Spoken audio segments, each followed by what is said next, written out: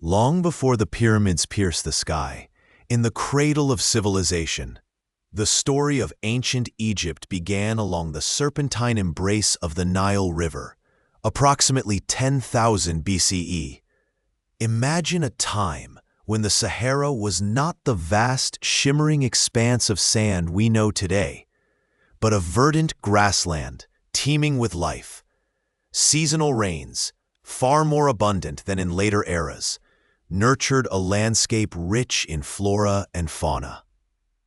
Early human communities, drawn by the life-giving waters, began to gather here, their existence interwoven with the rhythm of the great river. These were not yet the Egyptians of pharaohs and hieroglyphs, but nomadic hunter-gatherers, following the migrations of wild game and the seasonal bounty of edible plants. They left behind whispers of their presence in scattered stone tools, flint arrowheads, and the faint impressions of temporary shelters, hinting at a deep connection to this fertile ribbon. As millennia passed, the climate began its slow, inexorable shift. The Sahara gradually dried, pushing both animals and humans closer to the Nile's banks. This environmental pressure, perhaps harsh in its immediate impact, paradoxically became the catalyst for profound societal transformation. Around 6000 BCE, we see the emergence of more settled communities, particularly in the Fayum oasis and along the terraces of the Nile Valley. These early inhabitants, no longer solely reliant on hunting and gathering, began to experiment with rudimentary forms of agriculture. They cultivated emmer wheat and barley, crops that would become staples of the Egyptian diet for thousands of years. The domestication of animals, such as cattle, sheep, and goats, further cemented their sedentary lifestyle. This transition from nomadism to settled farming was not a sudden revolution, but a gradual unfolding, a slow awakening to the possibilities of a more stable existence. The shift to agriculture brought with it new challenges and opportunities. The annual inundation of the Nile, while providing fertile silt, also required careful management.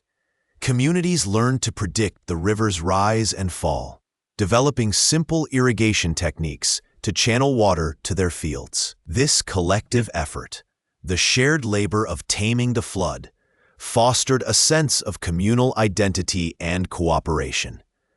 Villages grew, often clustered on natural mounds or artificial platforms to escape the highest waters.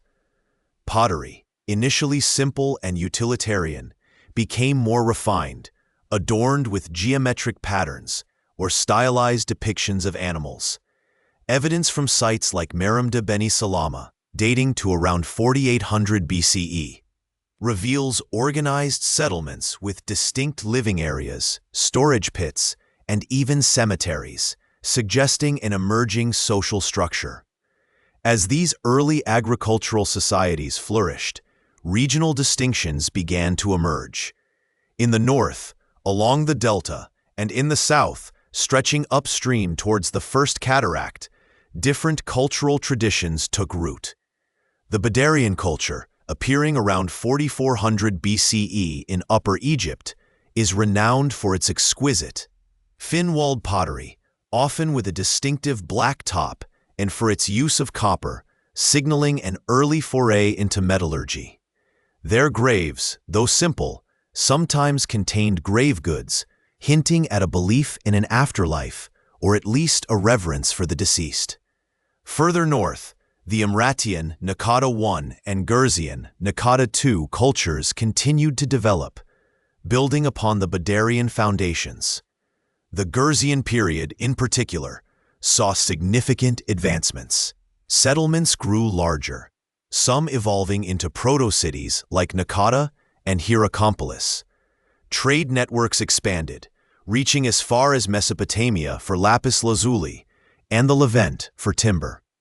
This era also saw the emergence of more elaborate burial practices, with tombs becoming larger and containing a wider array of grave goods, including finely crafted flint knives, pallets for grinding cosmetics, and figurines. These artifacts, especially the decorated pallets, offer tantalizing glimpses into their beliefs and daily lives, depicting scenes of hunting, rituals, and even early symbols of power.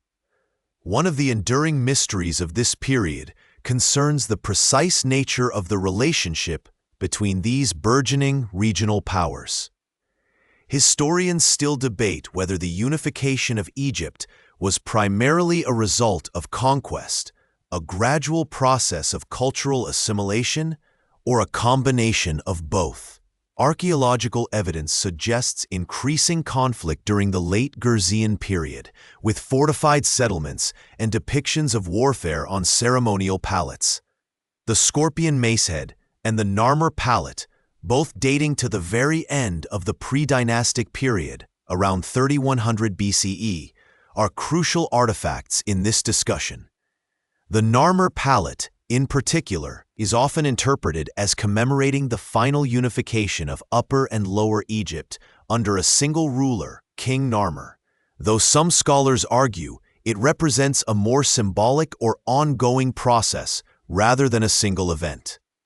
The Narmer pallet is a fascinating object, a slate ceremonial pallet almost 2 feet tall, carved on both sides with intricate scenes. On one side, Narmer, wearing the white crown of Upper Egypt, is depicted smiting a kneeling enemy, while on the other, he wears the red crown of Lower Egypt, inspecting decapitated foes. The presence of both crowns on the same artifact is a powerful symbol of unified rule. Below these scenes are images of intertwined serpopards, mythical leopard-like creatures with long, snaky necks, often interpreted as representing the merging of the two lands. The pallet also features early hieroglyphic signs, including Narmer's name, enclosed in a sirak, a rectangular frame representing the palace facade, further solidifying his royal identity. This artifact, discovered at Hierakonpolis, the ancient capital of Upper Egypt, stands as a monumental testament to the birth of a unified state. The unification was not merely a political act, it laid the foundational blueprint for a civilization that would endure for millennia.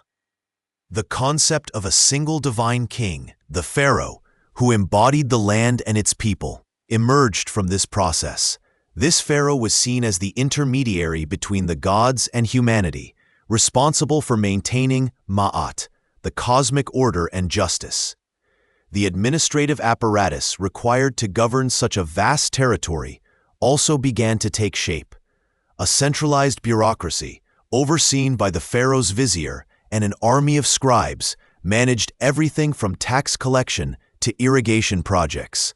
The establishment of Memphis, strategically located at the juncture of Upper and Lower Egypt, as the new capital, further solidified this centralized control. This period, often referred to as Dynasty Zero or the Proto-Dynastic period, represents the crucible in which the distinctive features of ancient Egyptian civilization were forged. The very idea of Egypt as a cohesive entity, a singular land blessed by the Nile and ruled by a divine king, was born in these formative centuries. It was a time of immense cultural ferment, where disparate regional identities began to coalesce into a shared national consciousness, all under the guiding hand of the river. Perhaps these early kings, standing on the banks of the mighty Nile, felt the immense weight of their destiny, sensing that they were laying the cornerstones of something truly monumental, a legacy that would stretch beyond their wildest imaginings. If you're enjoying this, liking and subscribing truly helps and is much appreciated.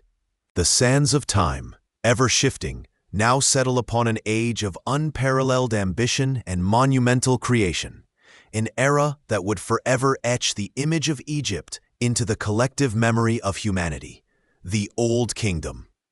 As the unification under Narmer had sown the seeds of a nascent state, the pharaohs who followed, particularly those of the Third Dynasty, began to cultivate a vision of divine kingship that transcended mere earthly rule. This was a period when the very landscape of Egypt was reshaped by human hands, a testament to an organized society, profound spiritual belief, and an astonishing mastery of engineering that still baffles and inspires us today. The transition from the early dynastic period to the Old Kingdom is often marked by the reign of Djoser, the first pharaoh of the Third Dynasty, around 2686 BCE. It was under his patronage that the true architectural revolution began, guided by the genius of his vizier and chief minister, Imhotep. Before Imhotep, royal tombs were typically mastabas, rectangular, flat-topped structures of mud brick. But Imhotep, a polymath whose talents spanned medicine, architecture, and administration, envisioned something entirely new for his pharaoh, a stairway to the heavens, a colossal structure that would dominate the skyline of Saqqara. This was the Step Pyramid, the world's first large stone building. Rising in 6 majestic tiers, imagine the awe it must have inspired. A mountain of finely cut limestone, gleaming under the desert sun, a physical manifestation of the pharaoh's ascent to the divine realm. Its construction was not merely an architectural feat, it was a societal one, requiring immense coordination of labor, resources, and skilled craftsmanship. The Step Pyramid complex, with its intricate courtyards, temples, and dummy buildings, was a city in miniature, designed to serve Djoser in the afterlife, a tangible expression of the elaborate funerary cult that was beginning to define royal power. Following Djoser, the Fourth Dynasty, beginning around 2613 BCE, ushered in the true golden age of pyramid building, an era of unprecedented scale and daring. The pharaoh Sneferu, often considered the most prolific pyramid builder in Egyptian history, experimented tirelessly, pushing the boundaries of construction.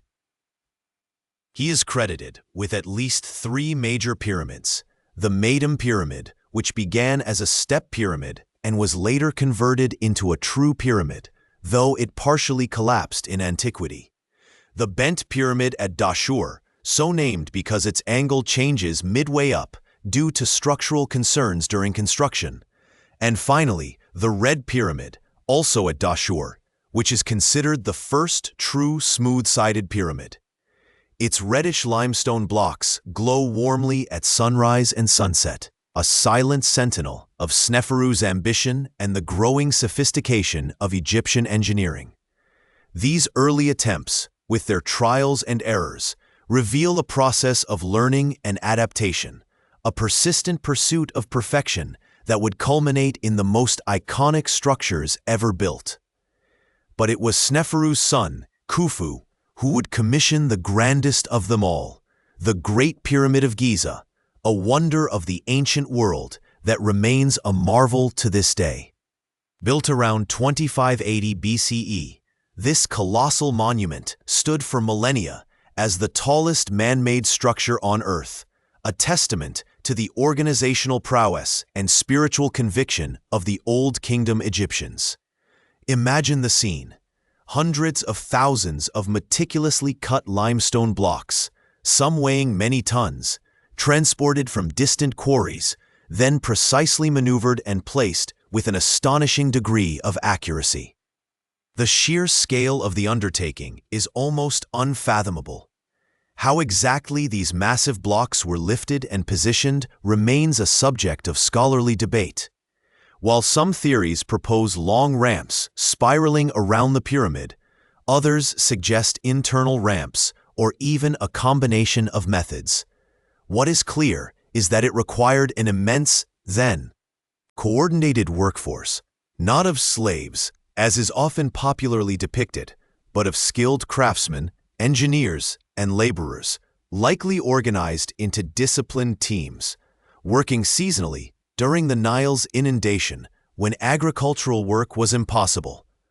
They were fed, housed, and compensated, their efforts fueled by a collective belief in the pharaoh's divinity and the promise of cosmic order that his successful journey to the afterlife would ensure. The Great Pyramid of Giza was not a solitary monument. It was part of an expansive complex, including temples, smaller pyramids for queens, and mastaba tombs for high officials and royal family members, arranged in a carefully planned necropolis.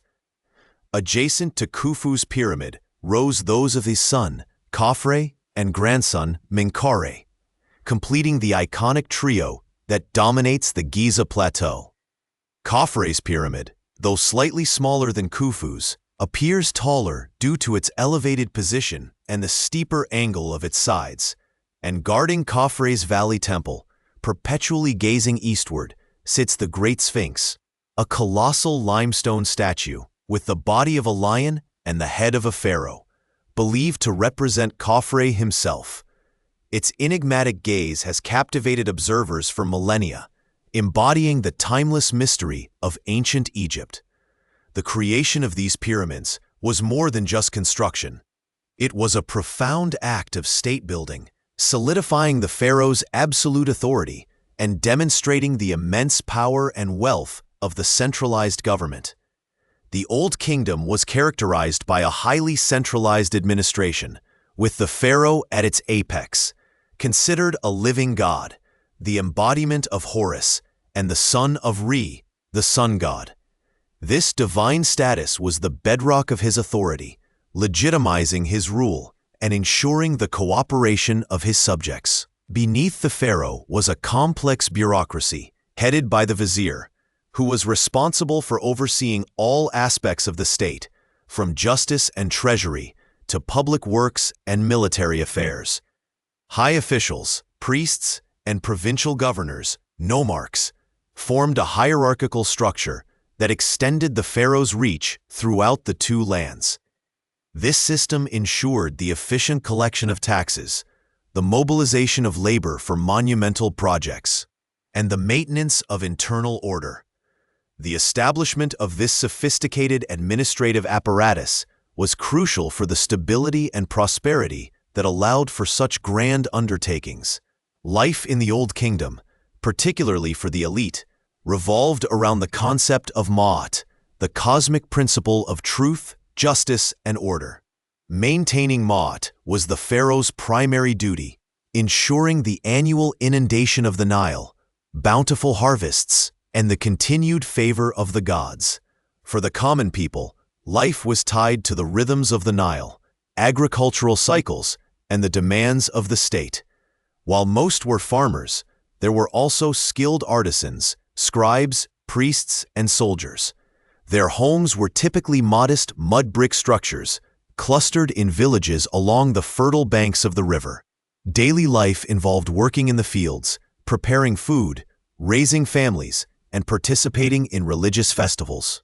The Nile was the lifeblood of Egypt, providing fertile soil, transportation, and sustenance.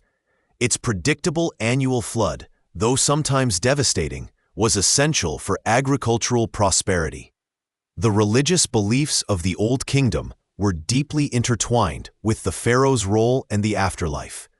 The sun god, Re, or Ra, rose to prominence as the supreme deity, associated with creation and the pharaoh's divine lineage.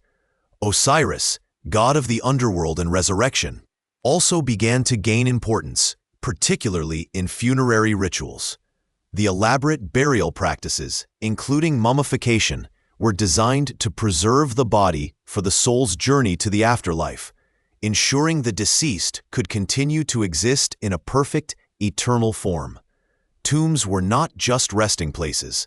They were houses for eternity, filled with offerings, provisions, and magical spells, later compiled into texts like the pyramid texts, inscribed on the walls of royal tombs, to guide the deceased through the perils of the underworld and into the field of reeds, a paradise reminiscent of earthly Egypt. As the Fourth Dynasty waned, the Fifth and Sixth Dynasties, roughly 2494 to 2181 BCE, continued the tradition of pyramid building, though on a somewhat smaller scale. The focus shifted slightly from the sheer size of the pyramids to the elaboration of their associated temples and the increasing prominence of the cult of Re. Pharaohs like Userkaf and Sahure built their pyramid complexes at Abusir, featuring open courtyards and intricate relief carvings that depicted scenes of daily life, religious rituals, and the pharaoh's triumphs. These complexes often included dedicated sun temples, further emphasizing the pharaoh's connection to the solar deity. This period also saw the increasing power of the priesthood, particularly that of Re at Heliopolis, and the growing influence of nomarchs, the provincial governors. However, despite the outward appearance of stability and grandeur, the seeds of change, and ultimately decline, were being sown. Historians still debate the exact reasons for the Old Kingdom's eventual collapse, but several factors likely contributed. One prominent theory suggests a gradual decentralization of power. As the provincial governors, or nomarchs, became more entrenched in their regions, their positions often became hereditary, leading to increased autonomy and a weakening of the pharaoh's central authority. They began to accumulate wealth and resources, diverting them from the royal treasury and reducing the pharaoh's ability to undertake massive projects or maintain a strong central administration. Another contributing factor may have been environmental. Prolonged periods of low Nile floods, perhaps due to climate shifts, could have led to widespread famine and economic hardship, further eroding the pharaoh's perceived ability to maintain Maat and provide for his people. The immense cost of building and maintaining the pyramid complexes and their associated cults also placed a significant strain on the economy. Perhaps these walls whispered stories of dwindling resources and growing unrest to the stars as the centuries passed. By the end of the 6th dynasty, around 2181 BCE, the Old Kingdom had fragmented. The last powerful pharaoh of this era, Pepi II, is said to have reigned for an astonishingly long period, possibly over 90 years. Such a lengthy reign, while seemingly beneficial, could have led to a succession crisis or a weakening of central control as the pharaoh aged and his grip on power loosened. With the pharaoh's authority diminished, the nomarchs effectively became independent rulers of their nomes, leading to a period of political fragmentation and instability known as the First Intermediate Period. The grand vision of a unified, divinely ruled state, so powerfully expressed in the pyramids, began to unravel, leaving behind a legacy of architectural wonders and a profound impact on the course of Egyptian civilization.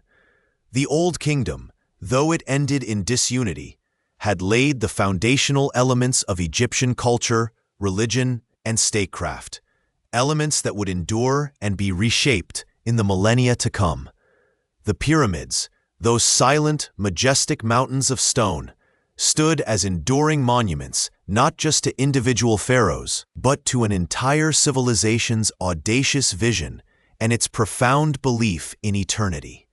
They remain, even today, a whispered invitation to ponder the ingenuity, faith, and sheer human effort that brought them into being. The grand tapestry of the Old Kingdom, woven with threads of divine kingship and monumental aspiration, began to fray. A slow, almost imperceptible unraveling started long before the final threads gave way. The sheer scale of the pyramid projects, while awe-inspiring, placed immense strain on the kingdom's resources. Generations of labor, materials, and administrative effort were poured into these eternal resting places, and while the pharaohs were divine, their earthly needs were vast. Lands were granted to mortuary cults, creating powerful, wealthy institutions that over time grew increasingly independent of the central government in Memphis. These grants, intended to ensure the pharaoh's eternal sustenance in the afterlife, inadvertently sowed the seeds of decentralization. The nomarchs, the provincial governors who once served as loyal extensions of the pharaoh's will, began to consolidate their local power. Their positions, initially appointed, gradually became hereditary, passed down from father to son. Their tombs, once modest echoes of the royal sepulchres, grew more elaborate, reflecting their burgeoning wealth and influence. Inscriptions in these provincial tombs began to boast of their own accomplishments, their ability to feed their people, to maintain order, rather than solely praising the distant pharaoh. This shift, subtle at first, signaled a fundamental change in the balance of power. The Nile, the very artery of Egypt, also played a role in this slow decline. Fluctuations in its annual inundation, whether too low to fertilize the fields adequately or too high to cause destructive flooding, could lead to widespread famine and unrest. A weakened central authority struggled to manage such crises effectively, further eroding public trust and loyalty. By the end of the 6th dynasty, around 2181 BCE, the Old Kingdom had fractured. The precise catalyst for its final collapse remains a subject of scholarly debate. Was it a series of devastatingly low Niles leading to widespread famine and internal strife? Or perhaps the cumulative effect of the nomarchs' growing autonomy, coupled with the immense drain of resources from the Pyramid Age? Some historians point to the exceptionally long reign of Pepi II, stretching for over 90 years, as a contributing factor. A king who ruled for so long might have outlived his most capable administrators, leading to a decline in effective governance. Or perhaps his advanced age simply allowed regional powers to solidify their positions unchecked. Regardless of the exact trigger, the once unified realm dissolved into what is known as the First Intermediate Period, a tumultuous age spanning roughly 2181 to 2055 BCE. This was a time of profound disunity, a stark contrast to the ordered cosmos of the Old Kingdom. The central government in Memphis lost its grip entirely. Instead, numerous local rulers, the powerful nomarchs, vied for control, each governing their own nome as if it were an independent kingdom. The artistic conventions of the Old Kingdom, once rigidly uniform, fragmented into diverse regional styles. Reliefs and statues from this period often appear less refined, more provincial, reflecting the loss of the centralized workshops and master craftsmen who had worked for the pharaoh. Texts from this era, known as the pessimistic literature, paint a bleak picture of chaos and suffering. They speak of the world being turned upside down, the poor becoming rich, the rich becoming poor, servants rebelling against masters, and the land being overrun by foreigners. While these texts are likely exaggerated for literary effect, they capture the profound sense of upheaval and loss that permeated society. The very concept of Ma'at, the cosmic order and justice that the pharaoh embodied, seemed to have vanished. Travel became dangerous, trade routes were disrupted, and the great temples and monuments of the Old Kingdom fell into disrepair, their cults neglected. Yet even in this fragmentation, the seeds of a new order were being sown. In the south, a powerful family in Thebes, the rulers of the fourth Upper Egyptian nome, began to assert their dominance. They were the Intef family, and they gradually expanded their influence, first over neighboring nomes, then further north. Their rivals, based in Heracleopolis Magna in Middle Egypt, also sought to reunify the land, but it was the Theban princes who ultimately prevailed. The struggle for reunification was protracted and often violent. For decades, The Heracleopolis nationals of the 9th and 10th dynasties contended with the Theban kings of the 11th dynasty. Battles were fought, cities besieged, and the land remained divided. The turning point came with Mentuhotep II, a truly remarkable figure who ascended the Theban throne around 2061 BCE. He was a determined and skilled military leader, but also a visionary who understood the need for both martial strength and ideological renewal. His reign marked the true beginning of the Middle Kingdom. After years of campaigning, he finally defeated the Heracleopolisan forces, likely around 2040 BCE, and once again united the two lands under a single crown. Mentuhotep's victory was not merely a military triumph. It was a profound cultural and spiritual reawakening. He chose a new royal titulary that reflected this rebirth, incorporating epithets like Uniter of the Two Lands and He who gives heart to the two lands. He built his magnificent mortuary complex at Deir el-Bahari, a site that would later be graced by the Temple of Hatshepsut, nestled against the dramatic cliffs of the Western Desert. His temple, a unique terraced structure, symbolized the new era, blending elements of Old Kingdom pyramid complexes with the rock-cut tombs of the First Intermediate Period. It was a bridge between the past and the future. The reunification under Mentuhotep II ushered in the Middle Kingdom, a period often considered a golden age of Egyptian culture, lasting from approximately 2055 to 1650 BCE. Unlike the Old Kingdom's focus on monumental, often impersonal divine kingship, the Middle Kingdom saw a shift towards a more nuanced understanding of the pharaoh. While still divine, he was also portrayed as a shepherd of his people, a protector, and a just ruler who actively cared for his subjects. This is evident in the literature of the period, which reached new heights of sophistication. One of the most enduring literary works from this era is the story of Sinuhe. This captivating narrative, perhaps the most famous piece of ancient Egyptian literature, tells the tale of a courtier who flees Egypt after the death of Amenemhat I, the founder of the 12th dynasty, fearing political instability. Sinuhe journeys through foreign lands, becomes a respected tribal leader, and eventually, in his old age, longs to return to his homeland and be buried in Egyptian soil. The story explores themes of exile, identity, the longing for home, and the pharaoh's benevolent power to grant forgiveness and restoration. It is a deeply human story, offering insights into the values and anxieties of the time, and its enduring popularity speaks to its timeless appeal. Another significant literary genre that flourished was the instructional literature, or wisdom texts.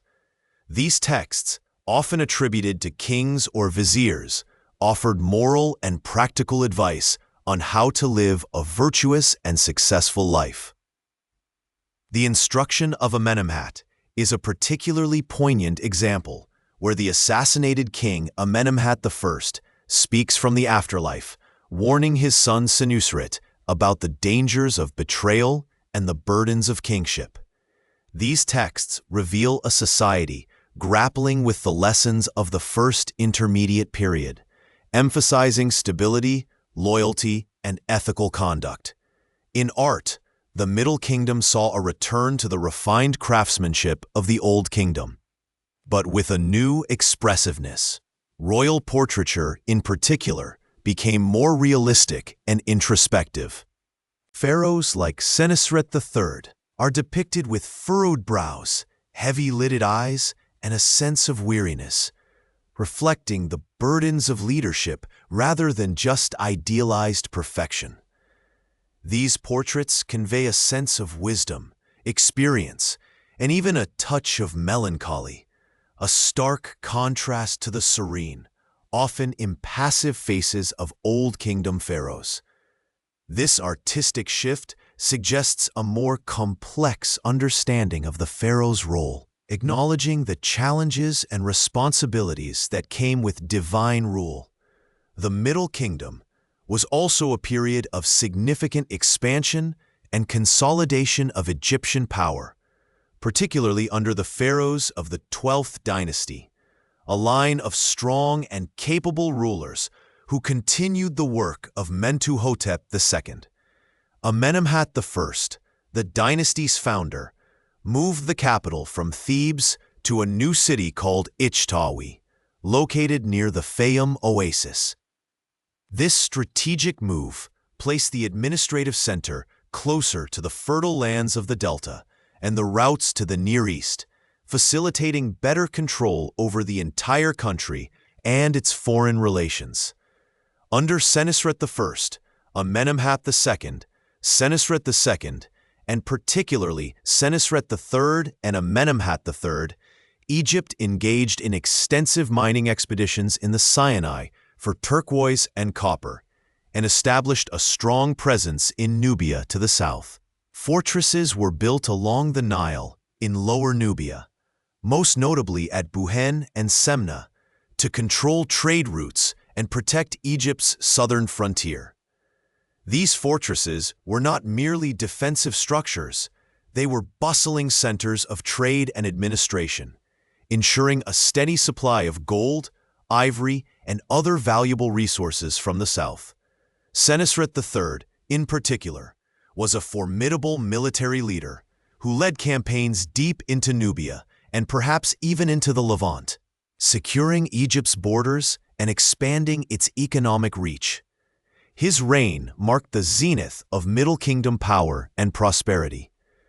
The pharaohs of the 12th dynasty also undertook ambitious land reclamation projects, especially in the Fayum oasis. Amenemhat III, in particular, dedicated immense resources to developing this region, constructing a vast irrigation system and a colossal reservoir, Lake Moeris, to regulate the Nile's floodwaters and expand arable land. This engineering marvel transformed the Fayum into a rich agricultural heartland, a testament to the Middle Kingdom's administrative prowess and its focus on practical improvements for the welfare of its people. Unlike the Old Kingdom's emphasis on monumental pyramid building, the Middle Kingdom pharaohs often built their pyramids from mud brick, faced with limestone, making them less enduring than their stone predecessors. This shift reflects a change in priorities, perhaps a more pragmatic approach to resource allocation, or a belief that the pharaoh's eternal resting place didn't need to be quite so indestructible to ensure his immortality. However, the mortuary complexes surrounding these pyramids were still elaborate, and the internal structures of the pyramids themselves were often complex, designed to deter tomb robbers. The religious landscape also evolved. While the state cult of Ra remained important, the god Amun, originally a local deity of Thebes, rose to prominence during the Middle Kingdom. As Thebes became the capital and the seat of the reunifying pharaohs, Amun's cult grew in influence, eventually merging with Ra to become Amun-Ra, the king of the gods. This theological development reflected the political reality of Theban dominance. Perhaps one of the most fascinating, yet lesser-known, aspects of the Middle Kingdom is the rise of a distinct middle class and the democratization of the afterlife. In the Old Kingdom, the promise of an afterlife, particularly the ability to become an Osiris, was largely reserved for the pharaoh and his elite courtiers. During the Middle Kingdom, however, the concept of becoming an Osiris after death through proper burial rituals and magical spells became accessible to a wider population. Either segment of the population. This is evidenced by the proliferation of coffin texts, a collection of funerary spells inscribed on coffins, intended to guide the deceased through the underworld and ensure their rebirth.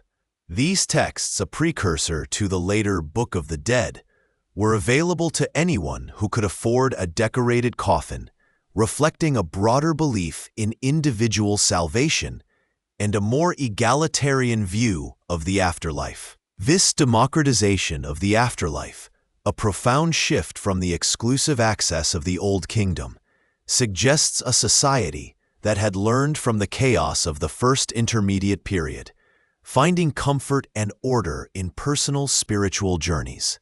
The Middle Kingdom, despite its brilliance, would eventually face its own challenges. The strength of the 12th dynasty waned, and subsequent pharaohs were less effective. The central authority slowly weakened, much as it had at the end of the Old Kingdom, and the stage would be set for another period of fragmentation and foreign incursion.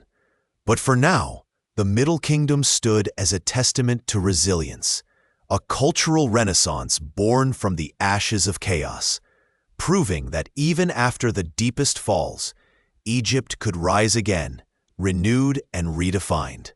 The echoes of its literature, the introspective gaze of its art, and the very human stories it left behind continue to whisper across the millennia, inviting us to listen. The grandeur of the Middle Kingdom, though seemingly eternal, began to fray around the edges, much like the papyrus scrolls that chronicled its triumphs. The centralized power that had been so carefully rebuilt after the first intermediate period slowly eroded, giving way to a familiar pattern of decentralization. Pharaohs, once seen as divine conduits, found their authority diminished, their decrees echoing less loudly in distant provincial capitals. The vast administrative apparatus, so efficient in its prime, became cumbersome, its various departments perhaps more focused on their own internal workings than on the cohesion of the realm. This period of decline, subtle at first, then more pronounced, marks the beginning of what historians call the Second Intermediate Period, a time of fragmentation and, crucially, the arrival of new faces on the Egyptian landscape. As the 13th dynasty struggled to maintain control, its grip weakened significantly over the Nile Delta, the fertile northern gateway to the kingdom. This region, with its strategic access to both land and sea routes, had always been a melting pot of cultures, a place where traders and travelers from the Near East frequently arrived. Among these newcomers were a people known to history as the Hyksos, a term derived from Egyptian words meaning rulers of foreign lands. They were not a single ethnic group, but rather a diverse collection of peoples, likely originating from the Levant, who had been migrating into the delta for generations, perhaps initially as merchants or seasonal laborers. Their arrival was not a sudden, violent invasion, but rather a gradual infiltration, a slow accumulation of influence and numbers that eventually shifted the balance of power. By approximately 1650 BCE, the Hyksos had established a significant presence in the delta, consolidating their power in a new capital city they founded, Avaris, located in the eastern delta. This city, strategically positioned, grew rapidly, becoming a bustling hub of trade and cultural exchange. Excavations at Avaris have revealed a fascinating blend of Egyptian and Near Eastern architectural styles, pottery, and burial customs, reflecting the diverse origins of its inhabitants. The Hyksos brought with them innovations that would profoundly impact Egyptian warfare and technology. They introduced the horse-drawn chariot, a swift and devastating weapon previously unknown in Egypt, which would revolutionize military tactics. They also brought composite bows, superior in range and power to the simpler Egyptian bows, and improved bronze metallurgy, allowing for stronger weapons and tools. These technological advantages, coupled with a period of internal weakness among the native Egyptian rulers, allowed the Hyksos to assert dominance over much of northern Egypt. While the Hyksos ruled the delta and parts of Middle Egypt, the native Egyptian pharaohs of the 13th dynasty continued to hold court in Memphis for a time, before eventually retreating south to Thebes. This division created a fractured Egypt, with the Hyksos controlling the north and the Theban pharaohs maintaining a semblance of independent rule in the south. The relationship between these two powers was complex, oscillating between periods of uneasy coexistence and outright conflict. There is evidence of trade between the two regions, suggesting that not all interactions were hostile.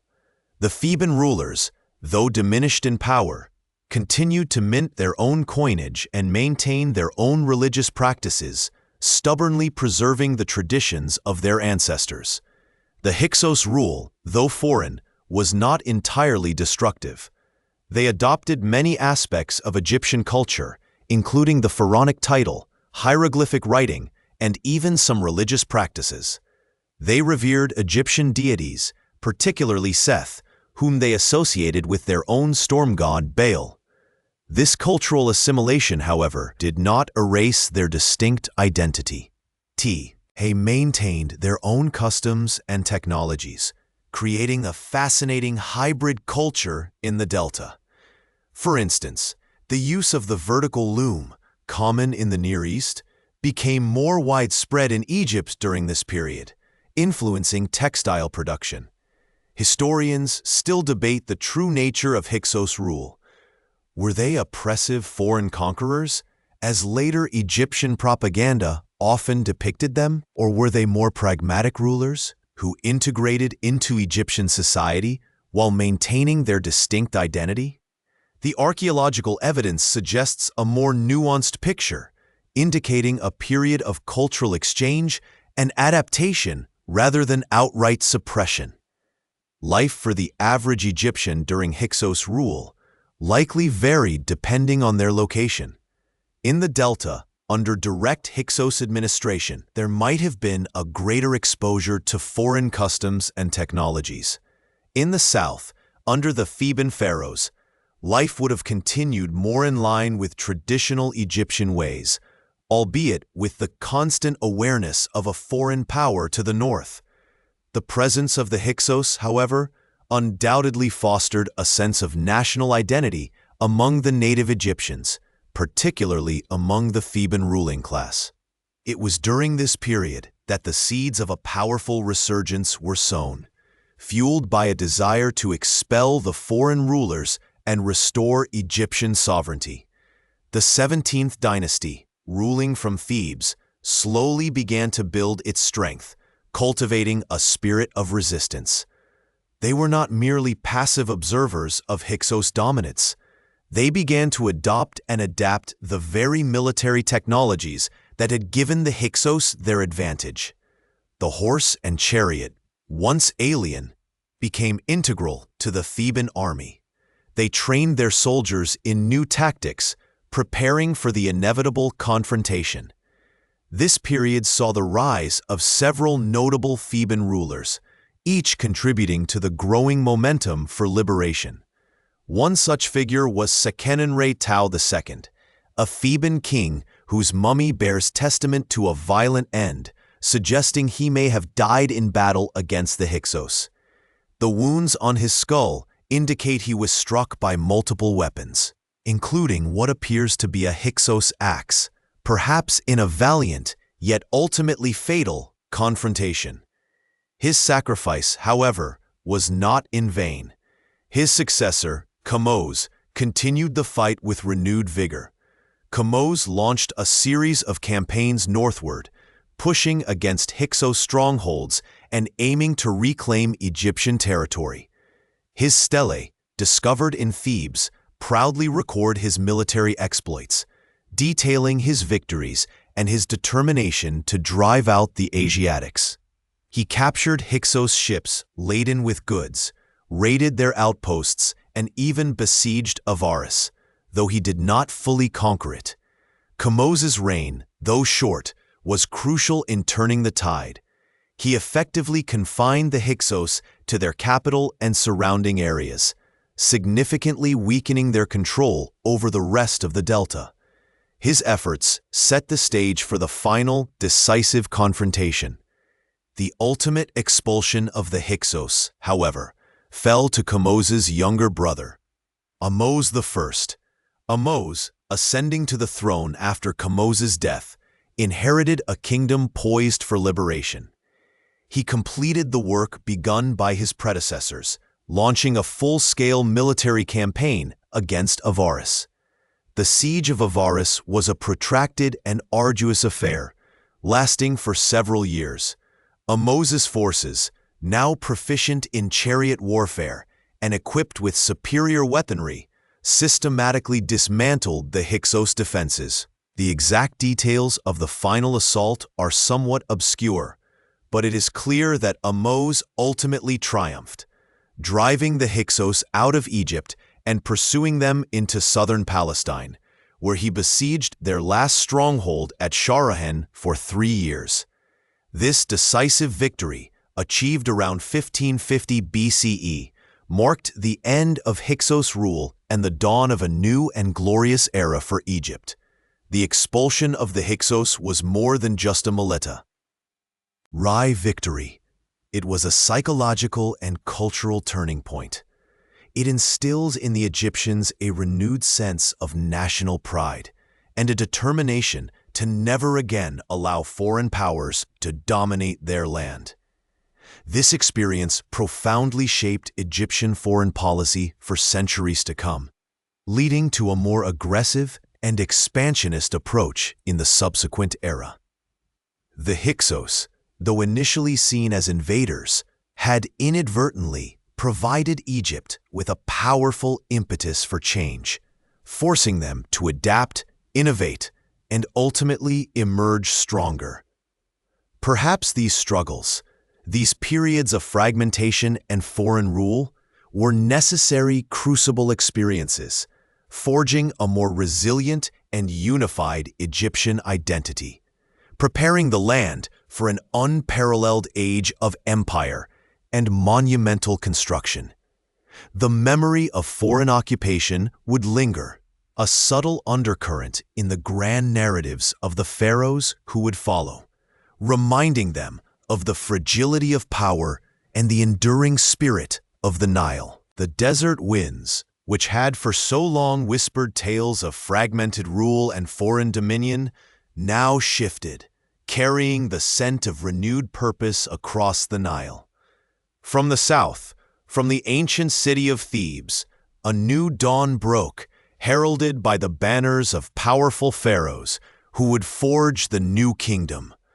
This was a time not merely of recovery, but of unprecedented expansion, a golden age where Egypt's reach stretched further than ever before, and its monuments touched the very heavens. It began with a surge of national pride, born from the expulsion of the Hyksos. Ahmose I, a prince of Thebes, completed the liberation around 1550 BCE, driving the last of the foreign rulers from the delta and reuniting the two lands under a single, strong hand. His victory marked the true beginning of the 18th dynasty, an era that would see Egypt transform from a regional power into an international empire. The lessons of foreign occupation had been learned well. To ensure future security, Egypt must project its power beyond its borders. And so, the pharaohs of the new kingdom became warrior kings, leading their armies into distant lands. Thutmose I, in the early 15th century BCE, pushed Egypt's southern frontier deep into Nubia, establishing control over its rich gold mines, a source of immense wealth that would fuel the empire's ambitions. To the north, his campaigns reached as far as the Euphrates River in Syria, a strategic move to secure trade routes and create a buffer zone against rival powers. Imagine the sight of Egyptian chariots, gleaming in the Mesopotamian sun, far from the familiar banks of the Nile, a testament to a newfound military might. Yet, amidst this era of conquest, there emerged a unique figure, a woman who would rule Egypt not as a regent, but as pharaoh in her own right. Hatshepsut, daughter of Thutmose I, ascended to the throne around 1479 BCE, initially as regent for her young stepson, Thutmose III. But she soon shed the traditional female titles, adopting the full regalia of kingship, complete with a false beard and male attire in her official depictions. Her reign, lasting over 2 decades, was largely one of peace and prosperity, focusing on ambitious building projects and extensive trade expeditions. Her mortuary temple at Deir el-Bahari, carved into the cliffs on the west bank of the Nile, remains a stunning example of New Kingdom architecture, its terraces and colonnades a stark contrast to the rugged landscape.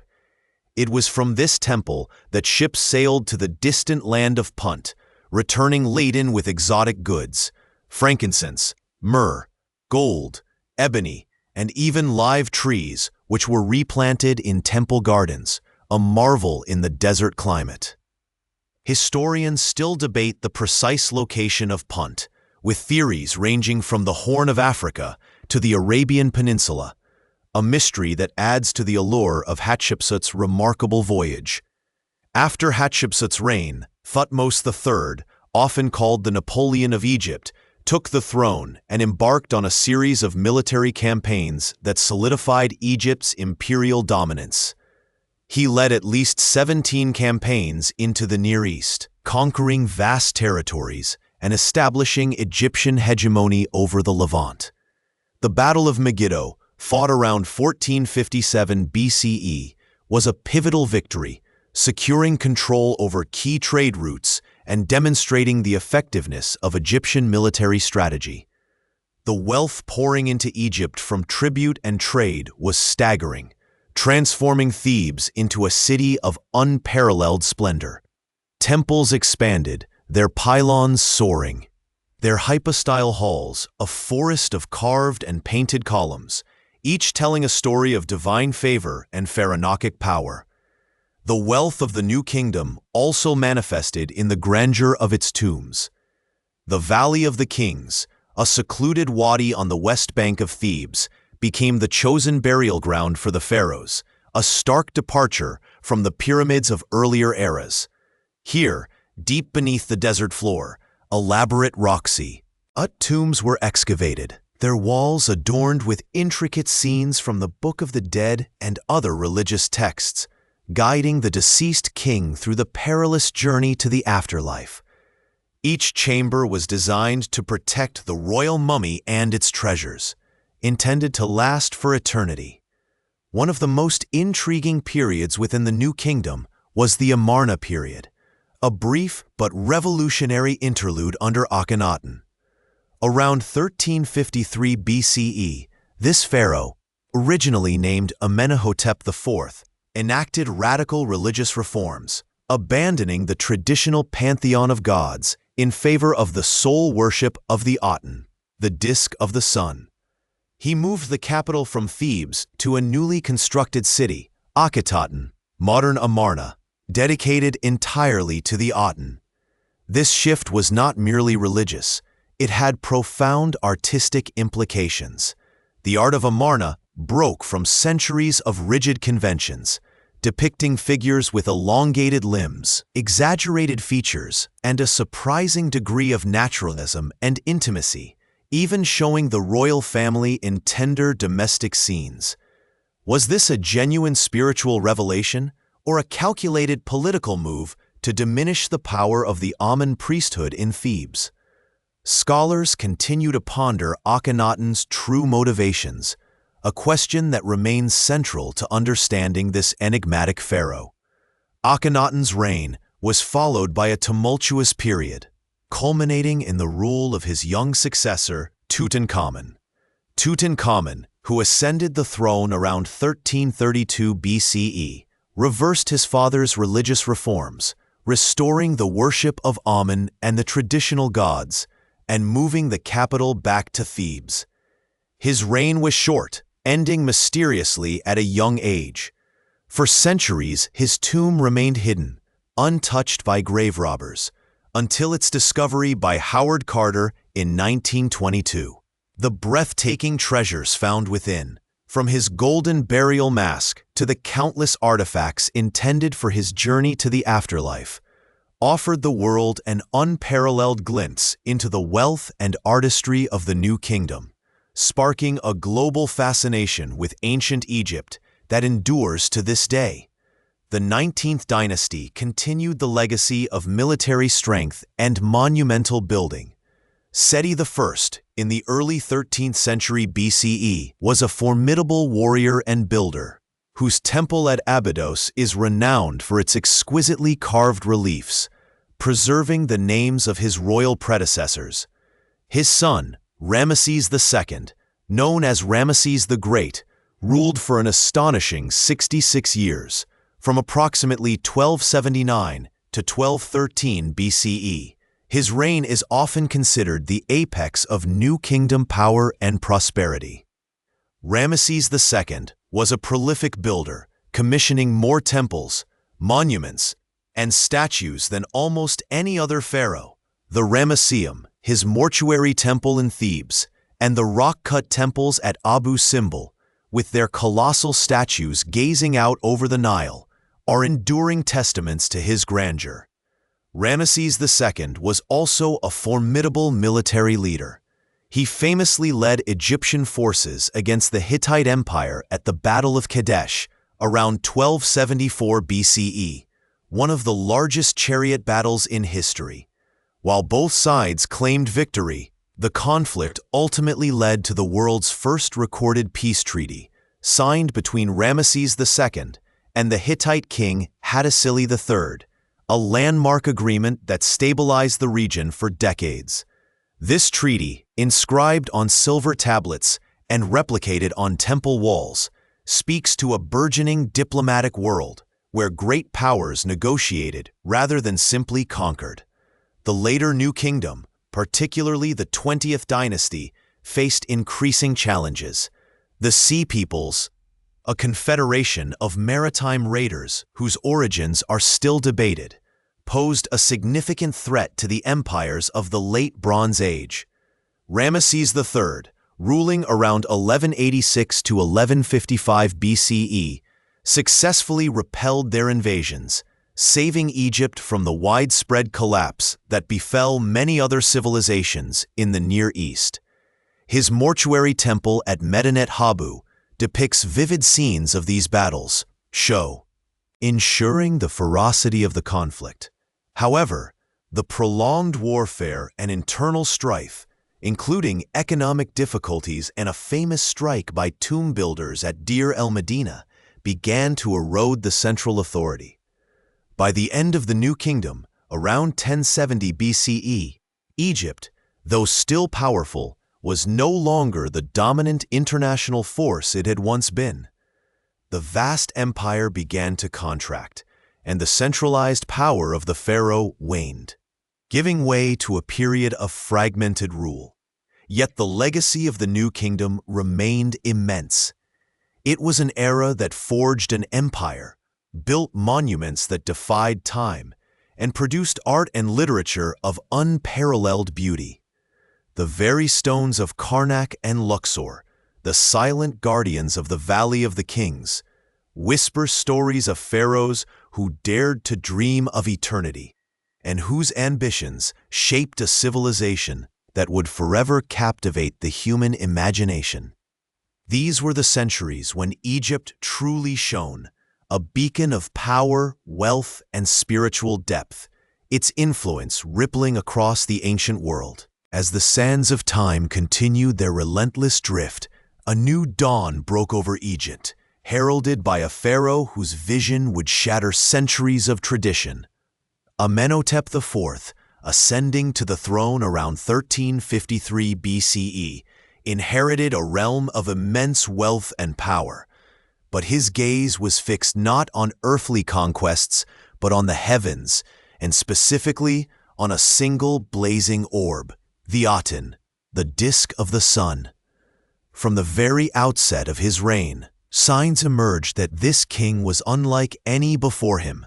He began by elevating the Aten above all other gods, a gradual process that soon accelerated into a radical, almost feverish devotion. He built new temples dedicated to the Aten at Karnak, right beside the colossal structures honoring Amun-Re.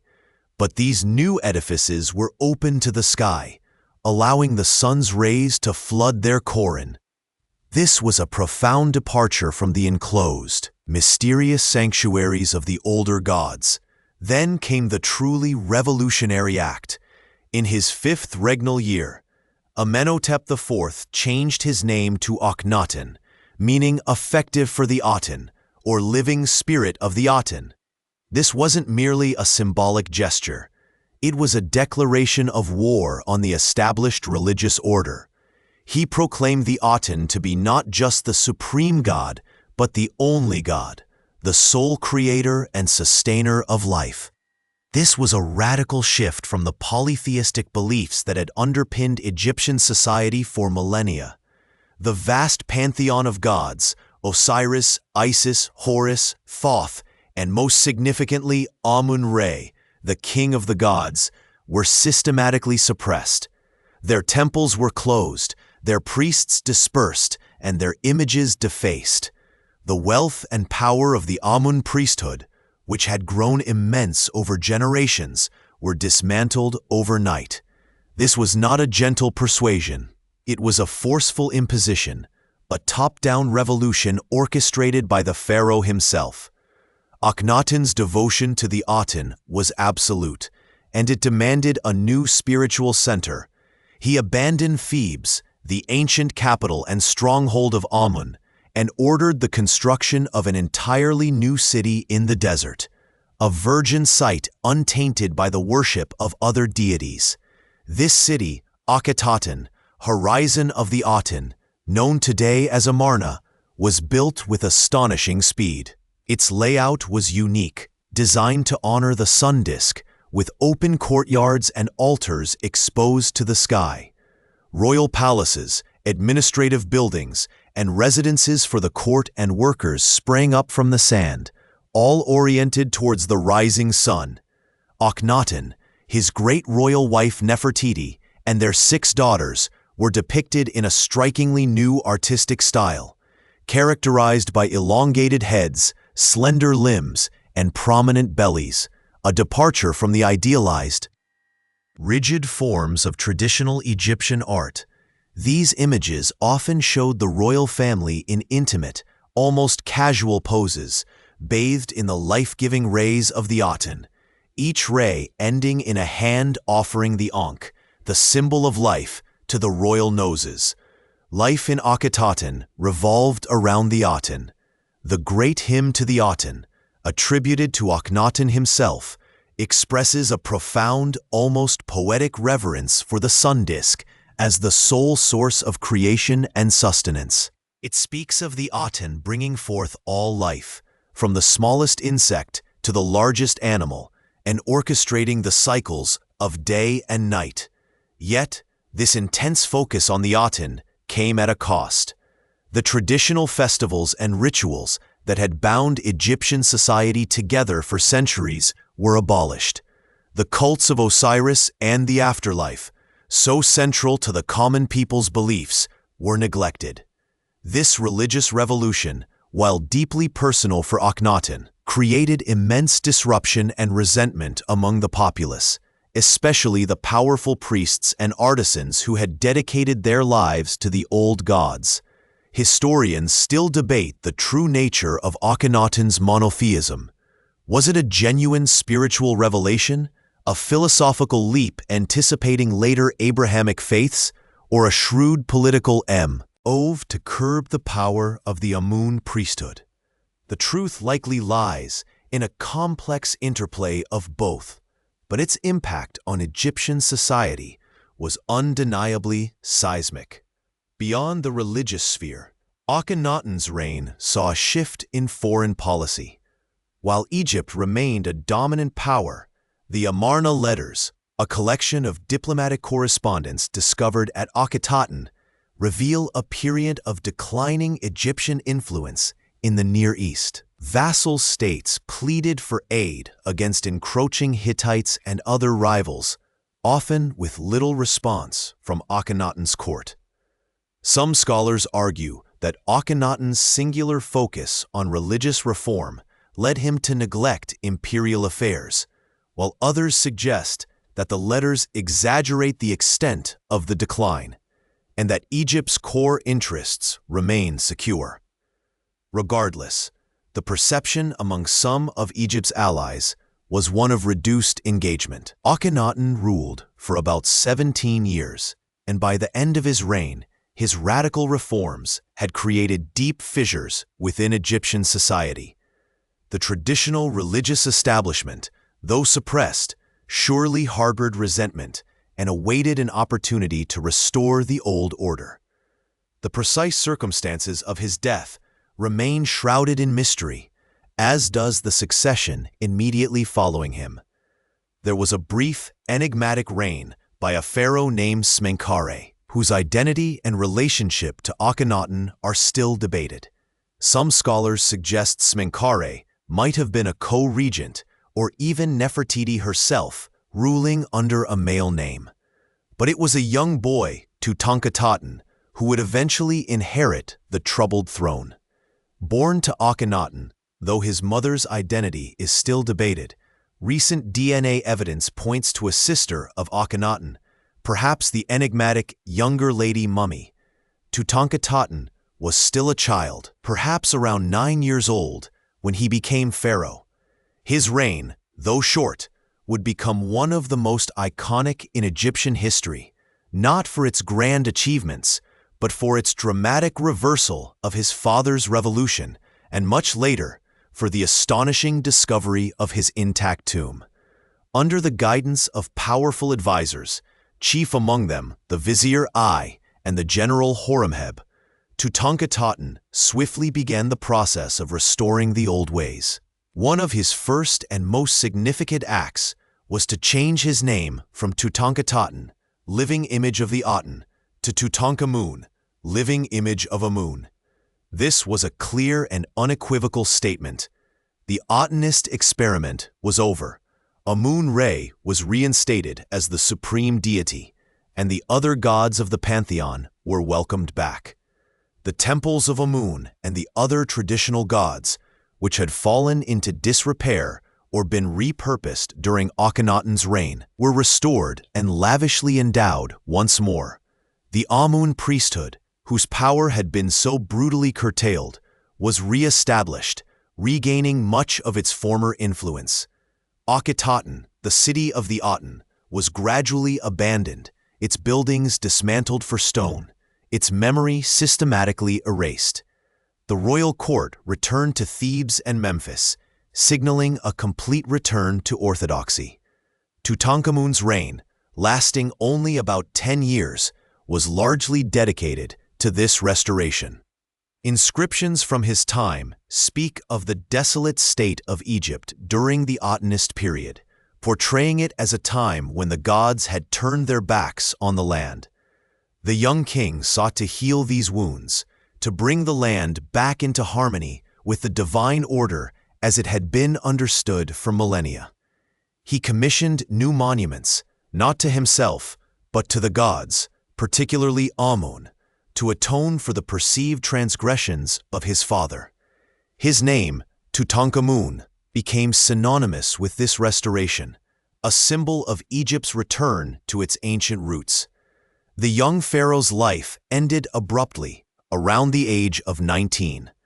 The exact cause of his death has been a subject of intense speculation and scientific investigation. Initial theories, fueled by early X-rays of his mummy, suggested foul play, perhaps a blow to the head. However, more recent CT scans and DNA analysis point to a complex picture. A broken leg, possibly sustained in an accident, which became infected, combined with a severe malarial infection.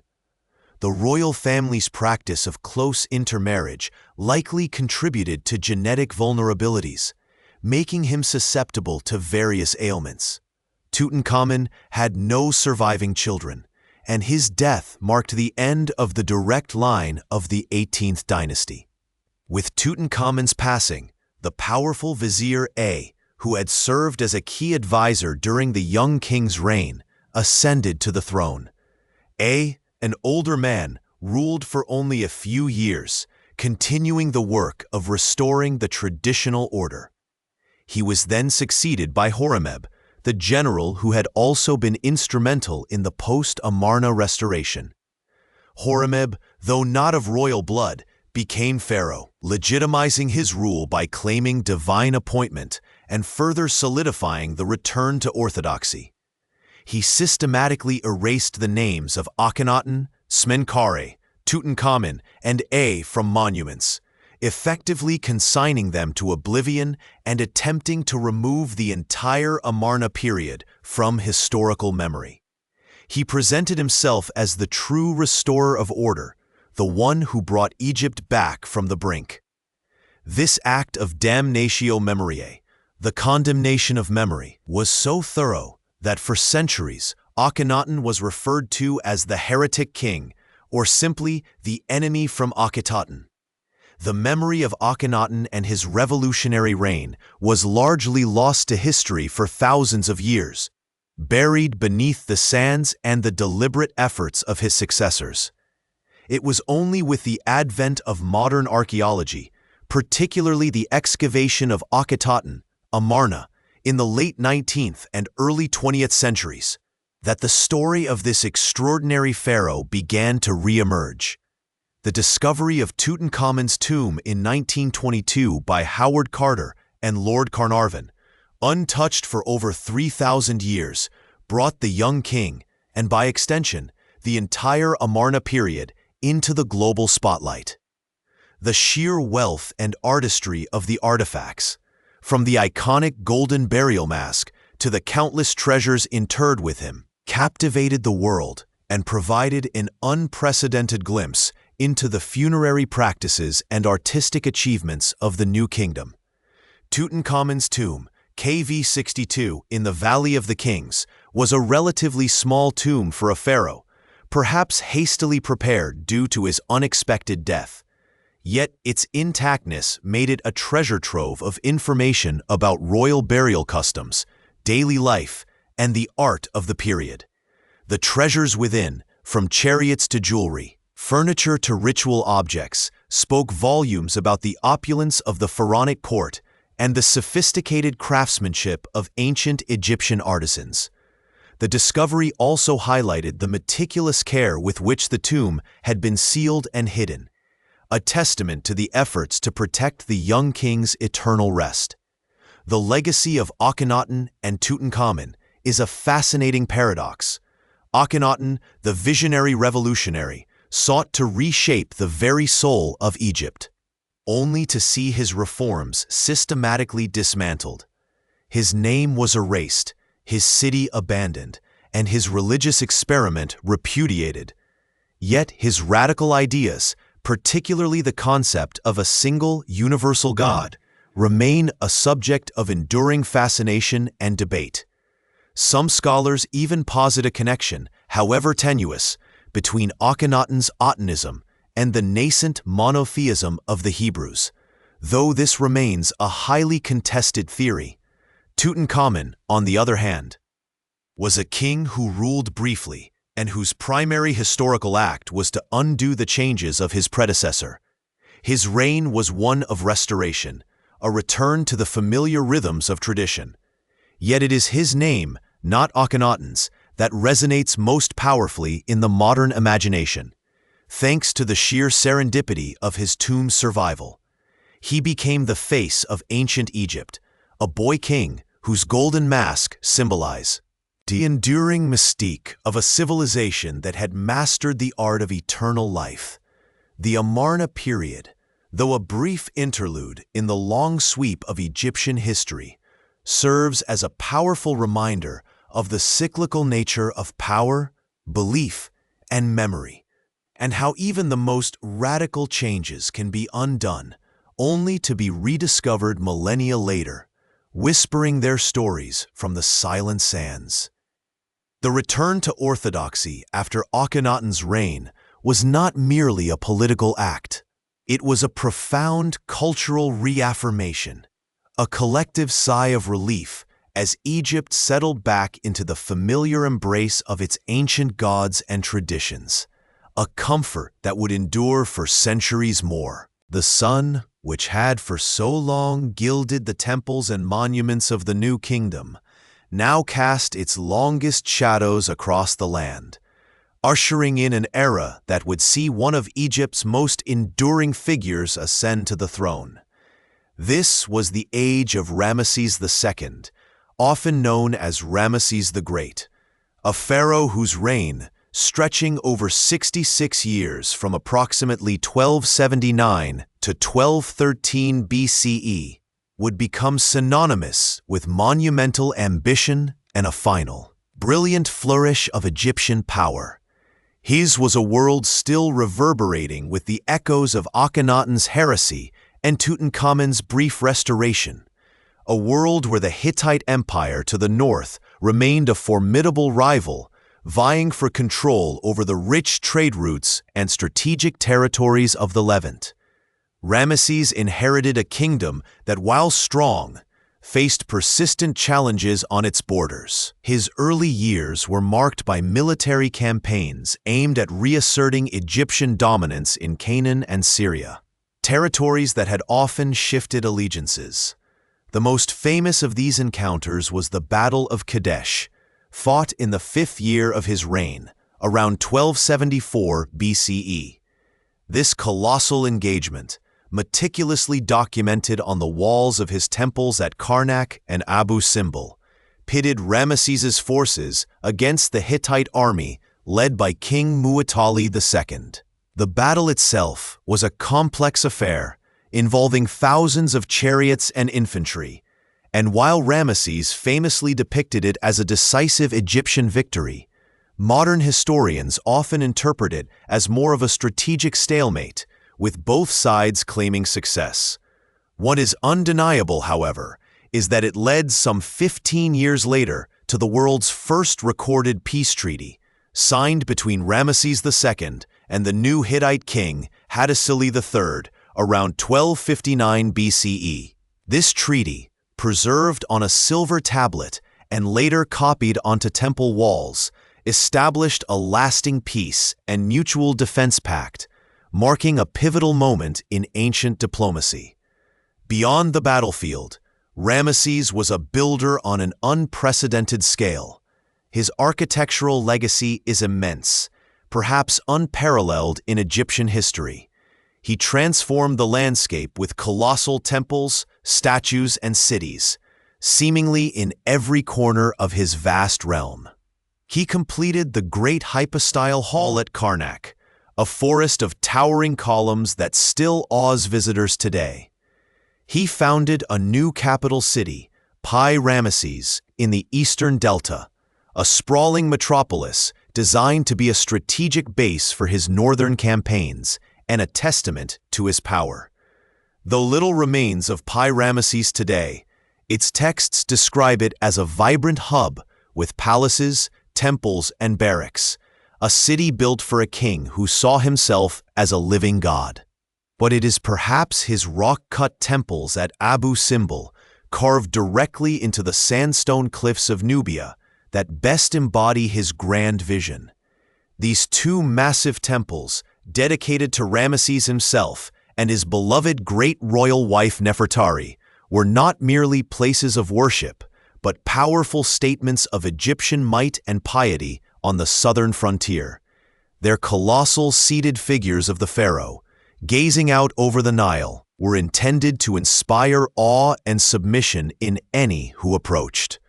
The precision with which these structures were aligned to the sun, allowing its rays to penetrate the innermost sanctuary on specific days of the year, reveals an astonishing mastery of engineering and astronomy. Ramesses' family life was as prolific as his building projects. He had numerous wives and concubines, and it is believed he fathered over 100 children.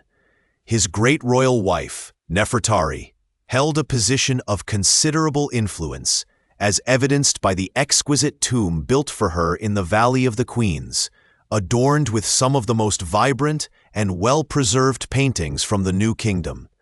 Yet despite his many children, Ramesses outlived many of them, including his designated heir, until his 13th son, Merneptah, finally succeeded him.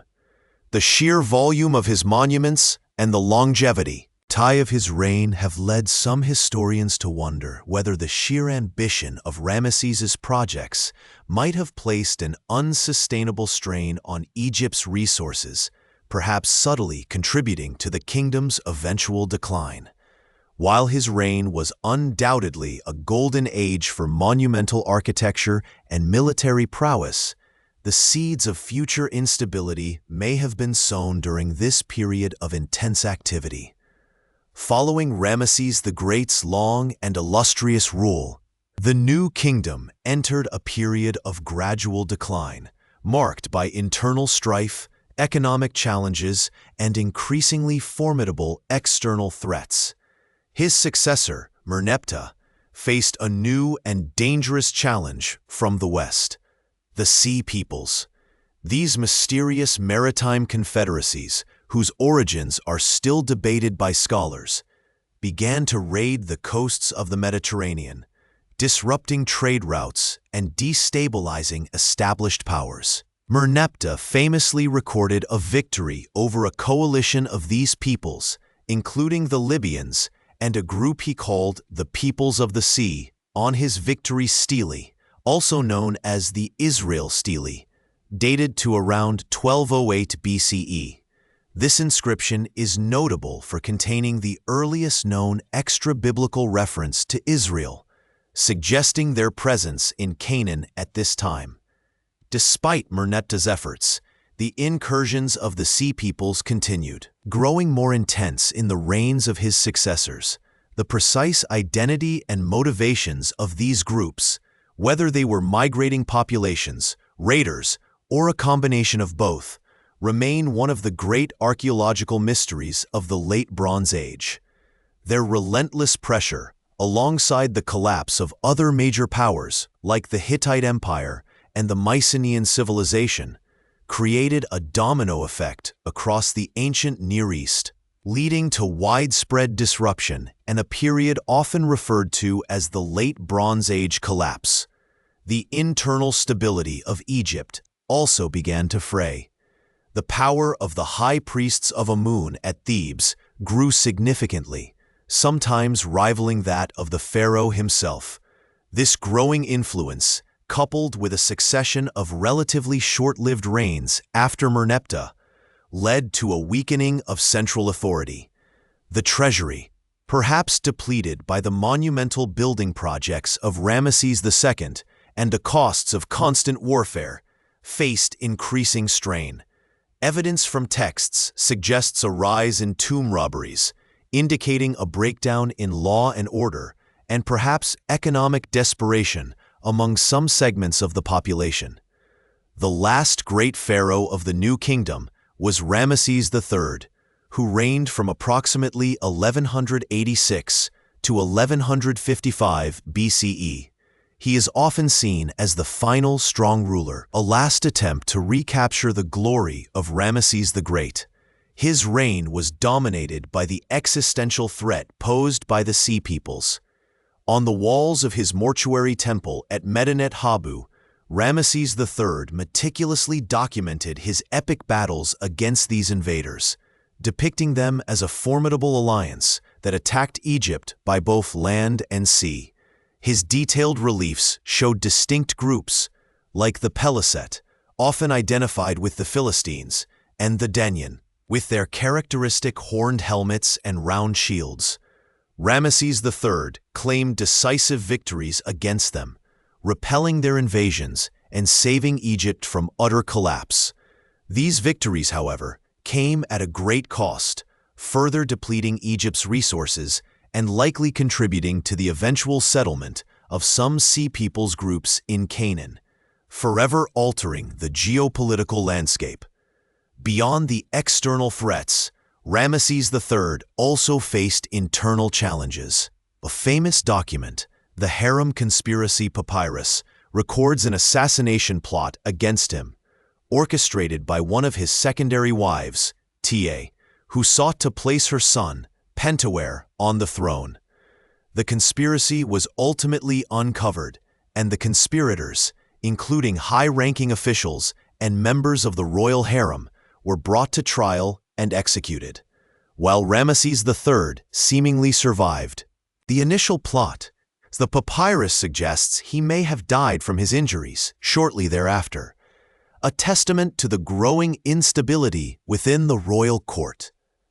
After Ramesses III, the new kingdom entered its final, protracted decline.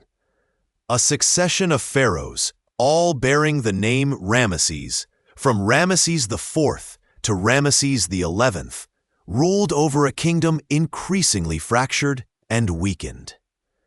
The wealth that had once flowed into the royal coffers diminished, and the grand building projects ceased. The administrative control over distant territories, particularly Nubia and the Levant, began to wane, as local governors and high priests gained more autonomy. The economy suffered from inflation, and there are records of strikes by workmen at the royal necropolis in Deir el-Medina, protesting delayed rations and poor conditions. This unprecedented act of labor unrest highlights the economic distress and the erosion of royal authority. The once feared Egyptian army, though still present, was no longer capable of projecting power far beyond its borders. By the end of the 20th dynasty, around 1070 BCE, the new kingdom had effectively collapsed. Egypt fragmented into two distinct power centers, the south centered at Thebes, where the high priests of Amun effectively ruled as hereditary monarchs, and the north, based in the delta, where a new line of pharaohs, often of Libyan descent, would establish the 21st dynasty, the unified, powerful empire that had dominated the Near East for centuries was no more. The great age of pharaohs like Thutmose III, Akhenaten, and Ramesses the Great, who had commanded vast armies and built colossal monuments, had passed into history. The once bright beacon of Egyptian power now flickered, its light diminished but not extinguished, as the land prepared for a new, fragmented era.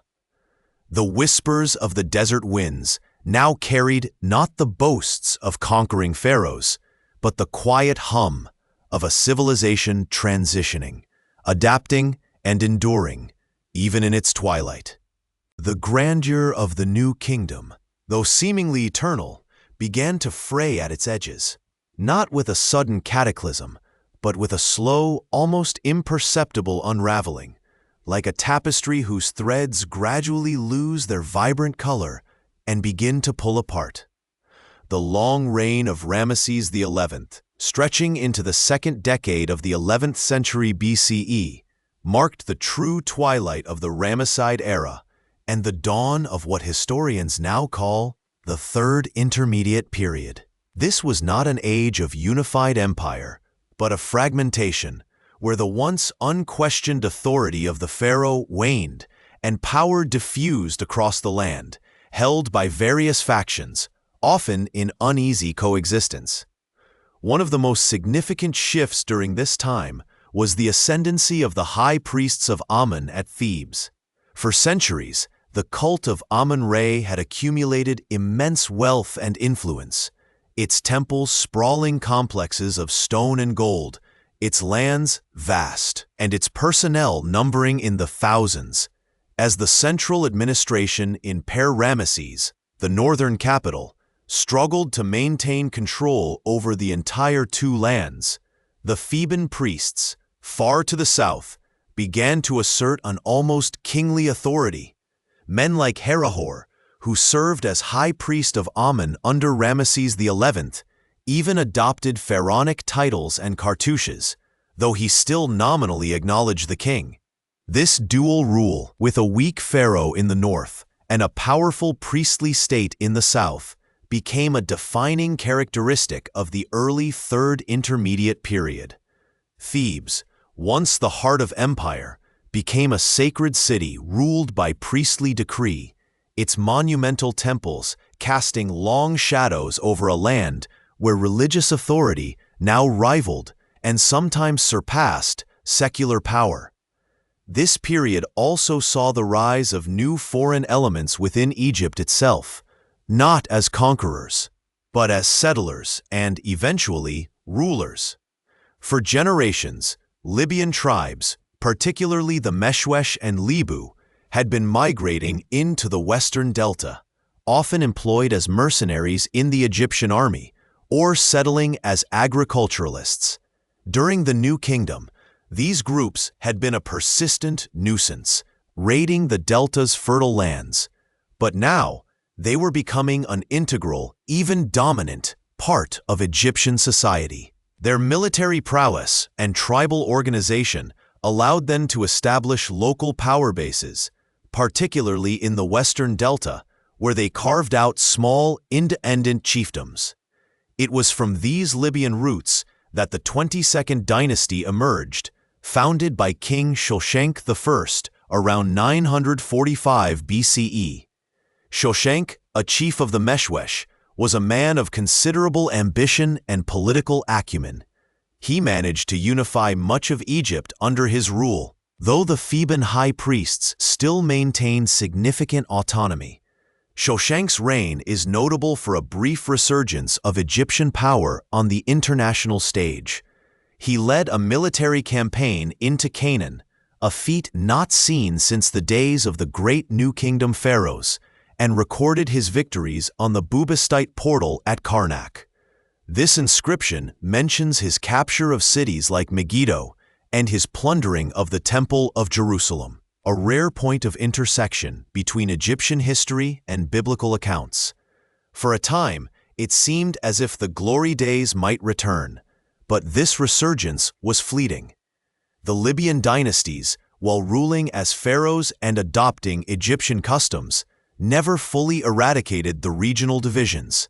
Power remained fragmented, often shared among different branches of the same Libyan family, ruling concurrently from various delta cities like Bubastis, Tanis, and Leontopolis. This led to what historians sometimes refer to as a feudal system, where local chiefs and princes held considerable sway, paying only nominal allegiance to the pharaoh.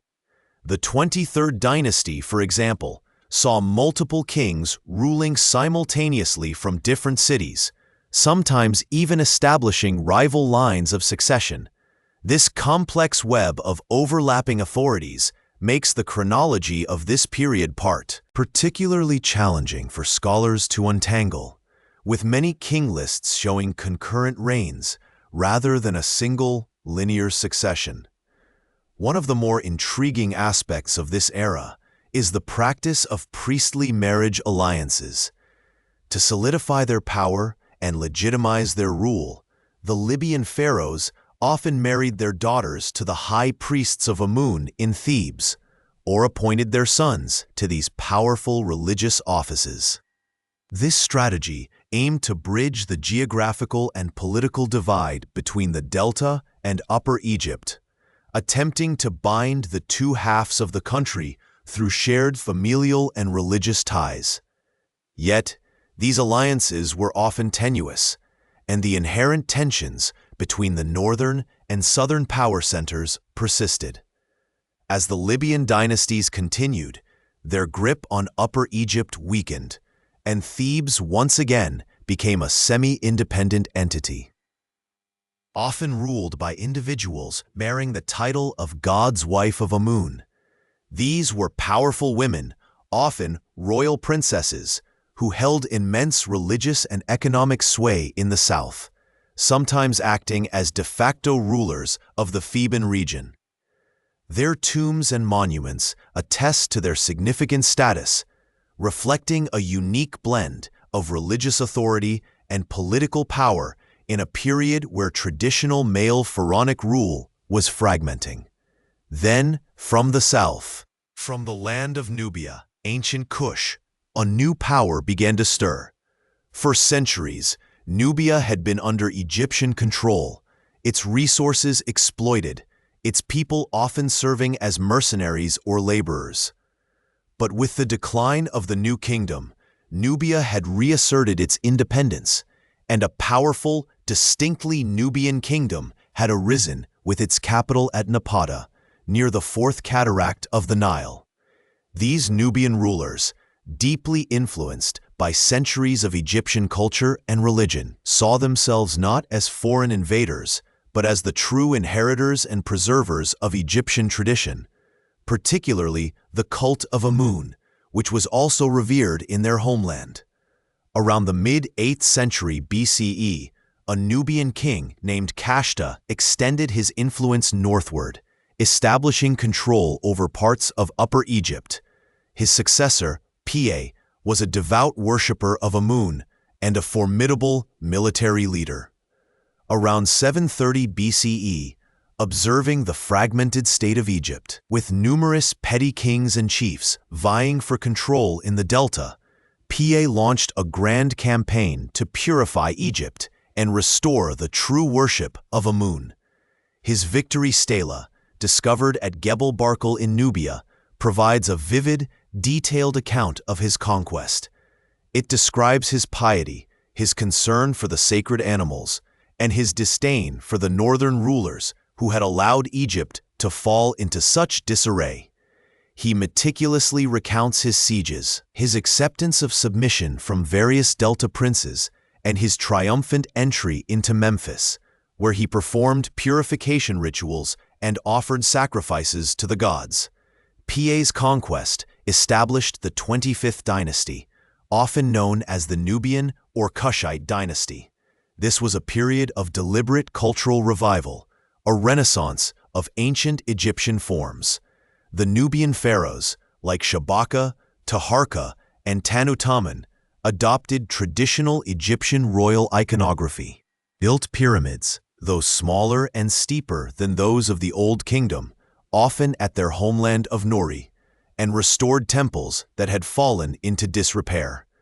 They saw themselves as legitimate pharaohs, ruling over a unified Egypt, and their reign brought a degree of stability and artistic flourishing after centuries of fragmentation. For instance, Taharqa, one of the most prominent Nubian pharaohs, undertook extensive building projects, particularly at Karnak, where he added to the temple complex, reflecting his devotion to Amun. His reign, spanning from approximately 690 to 664 BCE, was a time of relative prosperity and a renewed sense of Egyptian identity, albeit under foreign rule. However, the Nubian pharaohs faced a new and formidable challenge from the east, the rising power of the Assyrian Empire. The Assyrians, with their highly organized and brutal military machine, were expanding westward, and Egypt, with its rich resources and strategic location, became a target.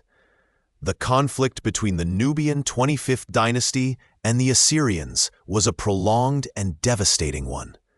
The Nubians, despite their military prowess, were ultimately outmatched by the technologically superior and more numerous Assyrian forces. The first major Assyrian incursion occurred around 671 BCE under King Esarhaddon, who defeated Taharqa and sacked Memphis, carrying off immense booty. Taharqa retreated south to Thebes, but Assyrian control over the delta was established, with puppet rulers installed. However, the Nubians were resilient. Taharqa attempted to regain control, leading to further Assyrian campaigns. His successor, Tutankhamun, even managed to briefly retake Memphis and Thebes, but this was short-lived.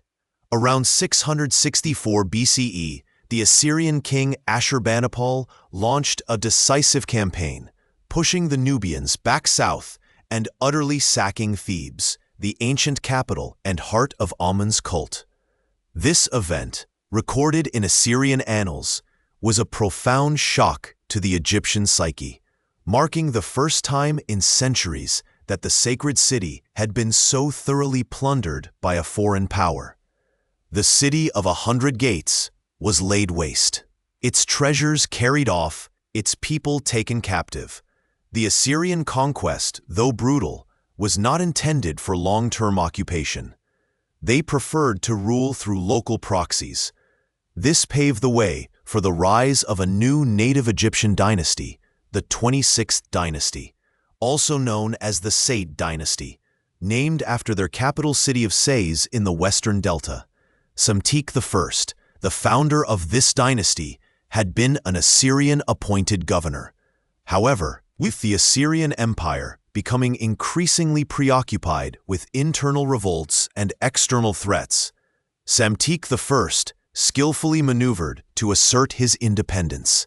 He forged alliances, notably with Greek mercenaries who provided him with a strong military force, and gradually expelled the remaining Assyrian garrisons and their puppet rulers. By around 656 BCE, he had reunified Egypt under his sole rule, even extending his authority over Thebes, where he installed his daughter as the new god's wife of Amun, thus reasserting northern control over the powerful southern religious establishment.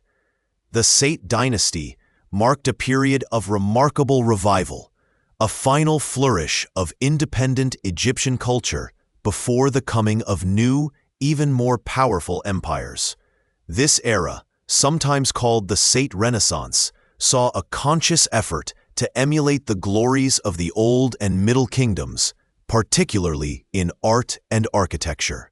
Sculptures from this period often display a serene, idealized quality reminiscent of earlier eras, a deliberate hearkening back to a perceived golden age.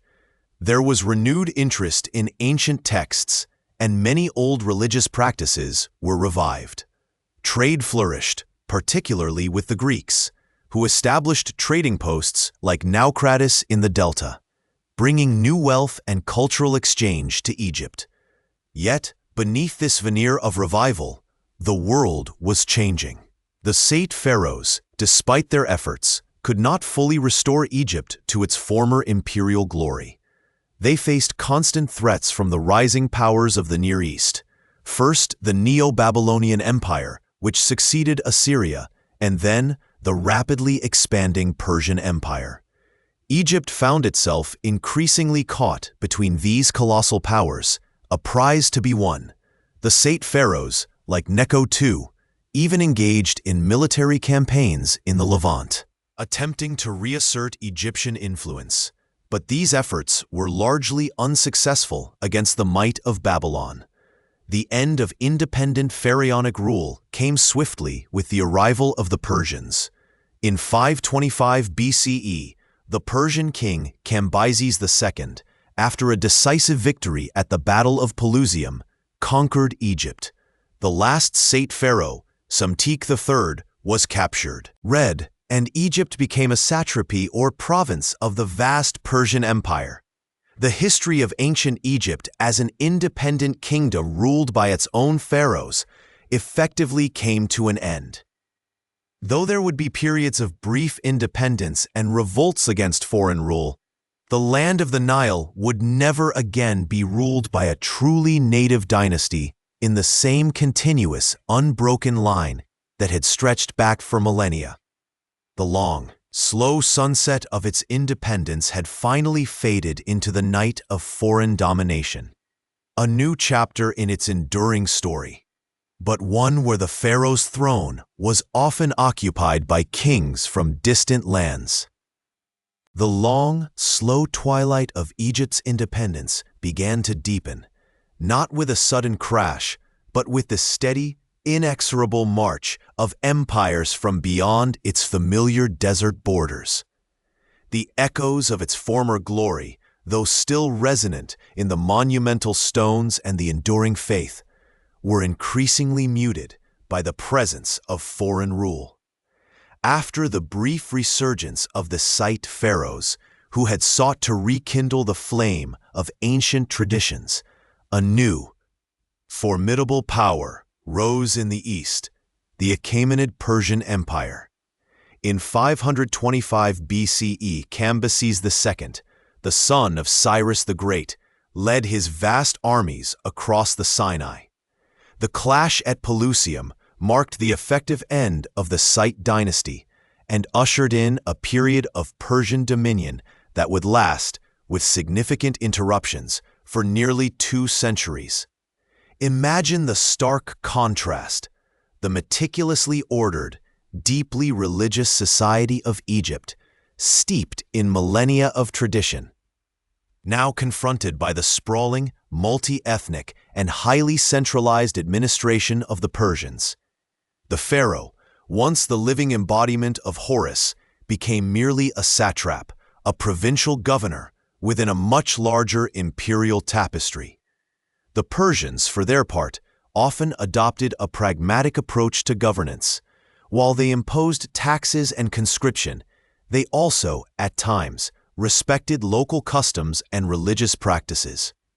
Darius I, who ruled from 522 to 486 BCE, is even credited with commissioning the completion of a canal linking the Nile to the Red Sea, a testament to his understanding of Egypt's strategic importance for trade and communication within his vast empire. This canal, a precursor to the Suez, facilitated the movement of goods and troops, further binding Egypt into the Persian sphere. Yet, despite these occasional gestures of accommodation, the underlying reality was one of foreign subjugation.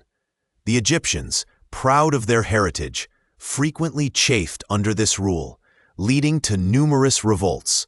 One such significant uprising occurred around 404 BCE, when Amyrtaeus of Sais managed to expel the Persians and briefly re-establish an independent Egyptian dynasty, the 28th.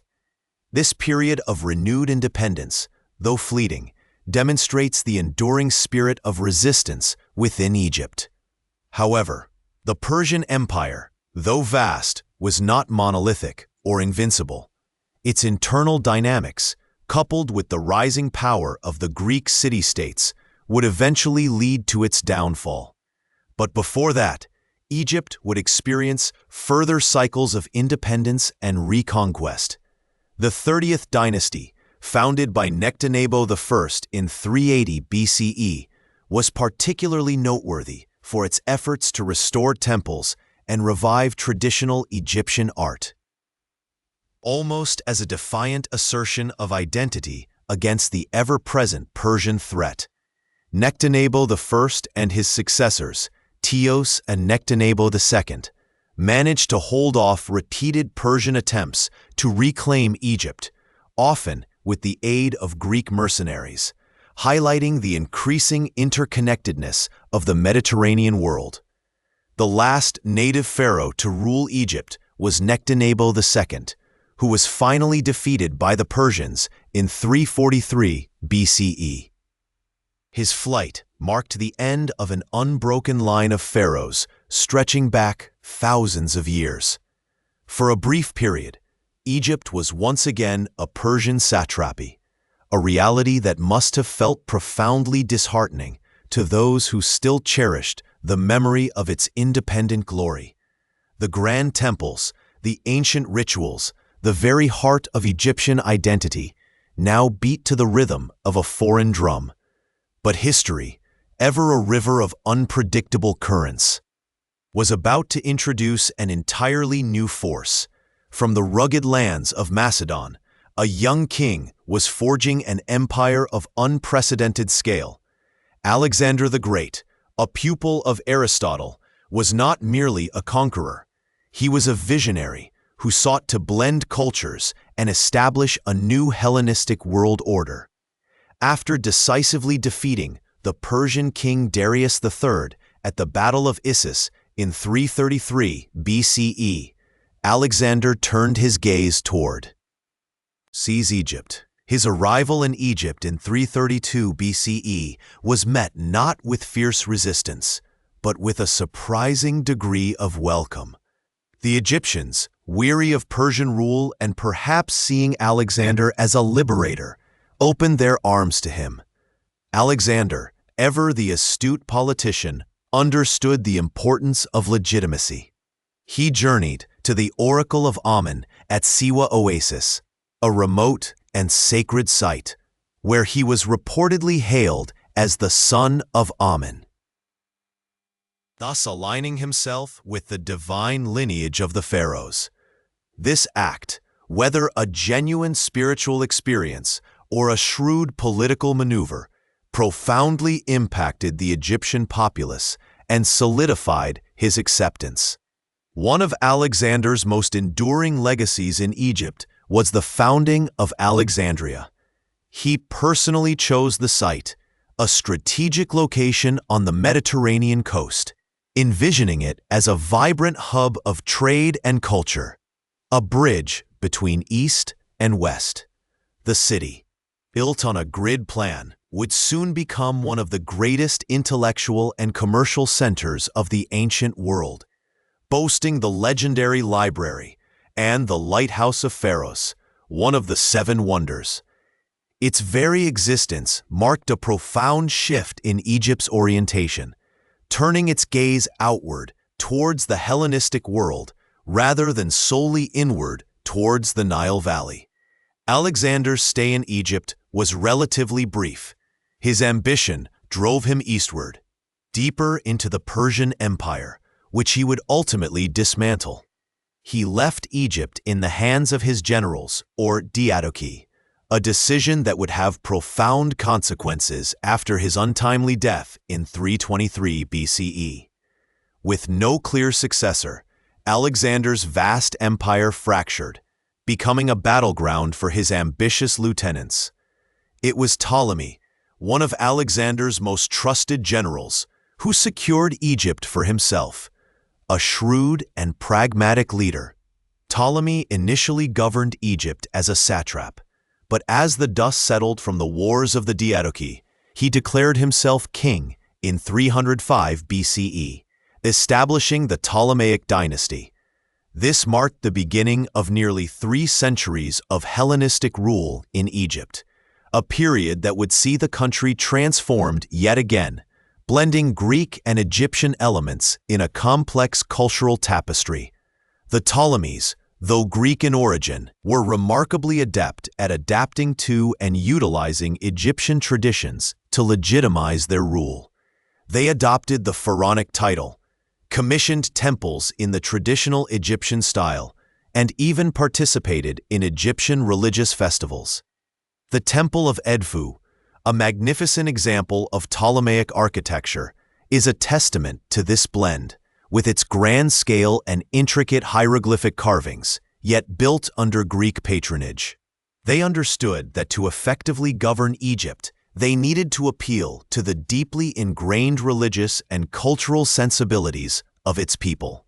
However, beneath this veneer of cultural assimilation, the Ptolemaic state was fundamentally a Hellenistic monarchy. Greek was the language of administration, law, and the military. Alexandria, the new capital, was a Greek city, a beacon of Hellenistic learning and commerce, drawing scholars, artists, and merchants from across the Mediterranean. The native Egyptians, while still forming the vast majority of the population, often found themselves in a subordinate position, particularly in the upper echelons of government and military. This created a dual society, with a Greek-speaking elite governing a largely Egyptian-speaking populace, a dynamic that historians still debate the extent of its social friction and integration. Was it a harmonious blend or a stratified system with underlying tensions? The truth likely lies somewhere in between, varying across time and region. The Ptolemaic period was characterized by immense wealth and power, largely derived from Egypt's fertile agricultural lands. The Ptolemies implemented a highly centralized and efficient, if sometimes exploitative, economic system, controlling vast tracts of land and monopolizing key industries like papyrus production and oil. This wealth allowed them to maintain a powerful navy, engage in extensive diplomacy, and patronize the arts and sciences.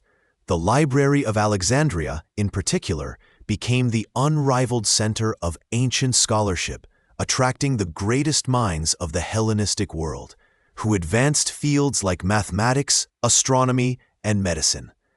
Eratosthenes, for example, accurately calculated the Earth's circumference within a remarkably small margin of error during this period. Yet despite their initial strength, the Ptolemaic dynasty gradually faced internal strife and external pressures. Dynastic squabbles, often involving siblings vying for power, became increasingly common and destabilizing. The later Ptolemies were often weak or corrupt, relying heavily on Roman intervention to maintain their thrones. The rising power of Rome, initially an ally and protector, slowly began to overshadow the Ptolemaic kingdom.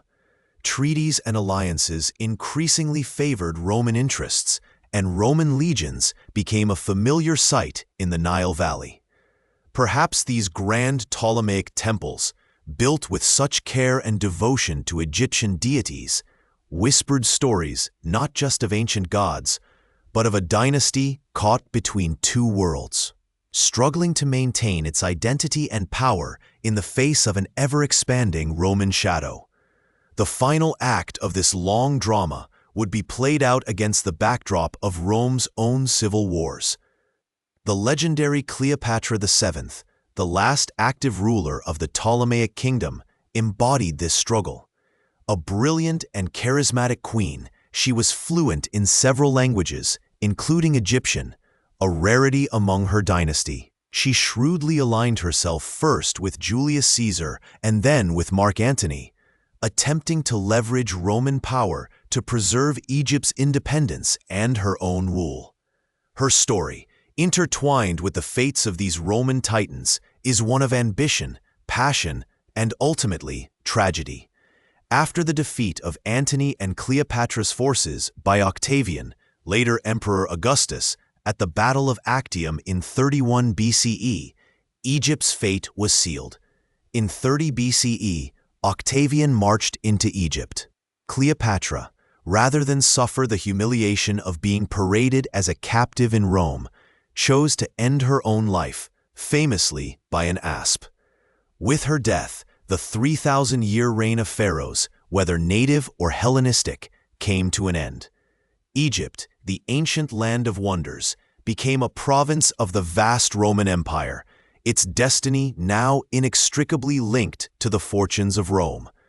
The sands of time had shifted once more, burying one era and revealing the dawn of another, where the echoes of the pharaohs would fade into the distant past, replaced by the legions and administrators of a new, formidable power. The Ptolemaic dynasty, though Greek in origin, had woven itself into the fabric of Egypt, adopting many of its customs, even portraying themselves in traditional pharaonic attire on temple walls. Yet, the world around them was shifting, and the burgeoning power of Rome cast an ever-lengthening shadow across the Mediterranean. Egypt, with its immense wealth, its fertile lands, and its strategic position, became an irresistible prize. The story of its final absorption into the Roman Empire is largely the story of Cleopatra VII, the last active pharaoh of Egypt, a figure whose intelligence and ambition were matched only by the tumultuous era in which she lived. Born around 69 BCE, Cleopatra ascended to the throne in 51 BCE, initially co-ruling with her younger brother, Ptolemy XIII, as was the custom. Their relationship, however, was fraught with the typical Ptolemaic intrigues and power struggles. It was into this volatile environment that Julius Caesar, one of Rome's most formidable generals, arrived in Alexandria in 48 BCE, ostensibly to mediate the dispute between the royal siblings. Cleopatra, understanding the immense power Caesar wielded, famously had herself smuggled into his presence, reportedly wrapped in a rug, a dramatic entrance that captivated the Roman leader. This alliance proved decisive. Caesar sided with Cleopatra, defeating Ptolemy XIII's forces and establishing her firmly on the throne, though now with another younger brother, Ptolemy XIV, as her nominal co-ruler. Cleopatra's relationship with Caesar bore a son, Caesarion, meaning Little Caesar, whom she hoped would one day inherit both their empires. For a time, it seemed possible that Egypt might retain its autonomy, perhaps even as a favored client state of Rome. Rather than a mere province, she visited Rome with Caesarion, dazzling the Roman elite with her intellect and charm, though her presence undoubtedly stirred unease among some who feared Caesar's growing power and his apparent disregard for Roman republican traditions. After Caesar's assassination in 44 BCE, the political landscape of Rome plunged into civil war. Cleopatra, ever the pragmatist, understood that her survival and that of Egypt depended on aligning with the strongest faction. The vacuum left by Caesar's death was eventually filled by the Second Triumvirate, composed of his adopted son, Octavian, his trusted general Mark Antony, and Marcus Aemilius Lepidus. It was with Mark Antony, who controlled the eastern provinces of Rome, that Cleopatra forged her next crucial alliance. Their first meeting in Tarsus in 41 BCE is legendary, with Cleopatra arriving on a gilded barge, dressed as Aphrodite, surrounded by attendants disguised as Cupids and Nereids. This theatrical display was not mere extravagance. It was a calculated projection of power and divinity, designed to impress and enchant. And it succeeded. Antony, already a man of considerable appetites, fell deeply under her spell. Their relationship was both a passionate affair and a political partnership.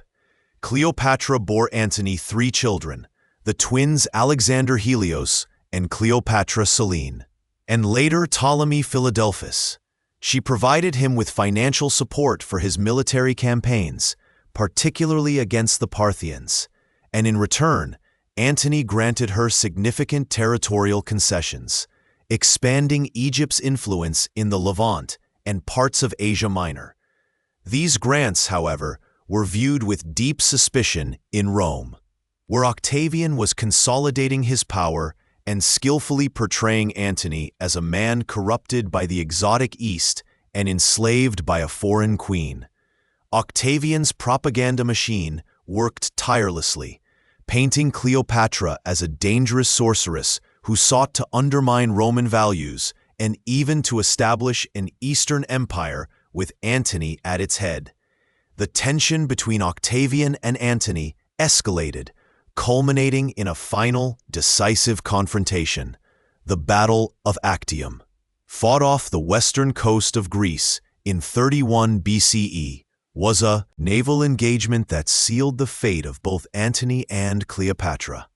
Though their forces were considerable, a combination of strategic missteps and perhaps a lack of unified command led to their catastrophic defeat. Cleopatra, with her Egyptian fleet, withdrew from the battle, and Antony, seeing her retreat, abandoned his own forces to follow her. This act was widely interpreted as a betrayal by his Roman legions and further fueled Octavian's narrative of Antony's emasculation by Cleopatra. They fled back to Egypt, their power shattered and their future bleak. Octavian pursued them, invading Egypt in 30 BCE. Antony, facing utter defeat and believing Cleopatra to be dead, fell on his own sword, though he lingered long enough to be brought to Cleopatra's presence before he died.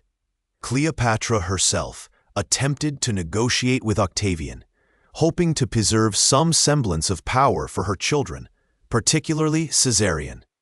However, Octavian had no intention of allowing a rival claimant to Caesar's legacy to survive, nor did he wish to leave Egypt as an independent power. He intended to parade Cleopatra through the streets of Rome as a captive, a symbol of his triumph. Rather than endure such a humiliation, Cleopatra chose her own end. The precise method of her suicide remains a subject of some historical debate, but the most enduring and widely accepted account is that she used an asp, a type of Egyptian cobra, to deliver a fatal bite. This act, whether by one or two snakes, was deliberate, a final assertion of her will and dignity in the face of absolute defeat. She died on August 12, 30 BCE, at the age of 39. Octavian, now Augustus, swiftly ordered the execution of Caesarion, eliminating any potential threat to his rule. With Cleopatra's death, the Ptolemaic dynasty came to an abrupt end, and with it, the last vestiges of independent pharaonic rule that had stretched back millennia. Egypt was formally annexed as a Roman province, governed directly by a Roman prefect appointed by the emperor, rather than by the Senate. This was a clear indication of its immense strategic and economic importance, particularly as the breadbasket of the Roman Empire, supplying vast quantities of grain to feed Rome's burgeoning population.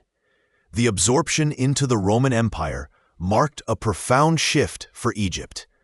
While many ancient traditions continued, particularly in religious practices and temple construction, they did so under Roman oversight and influence. The pharaonic system of government, the divine kingship, and the elaborate court rituals gradually faded into memory. Roman administrators replaced the Ptolemaic bureaucracy, and Roman law began to supersede Egyptian legal customs. Alexandria remained a vibrant intellectual and commercial center, but its political independence was gone. Over the ensuing centuries, Egypt became a key province of the Roman and later Byzantine empires. Its temples continued to be built and decorated in the traditional Egyptian style for a time, often depicting Roman emperors in pharaonic dress, a curious blend of cultures. The last known hieroglyphic inscription dates to 394 CE, etched on the Temple of Philae, a testament to the enduring power of the ancient script even as its knowledge began to recede.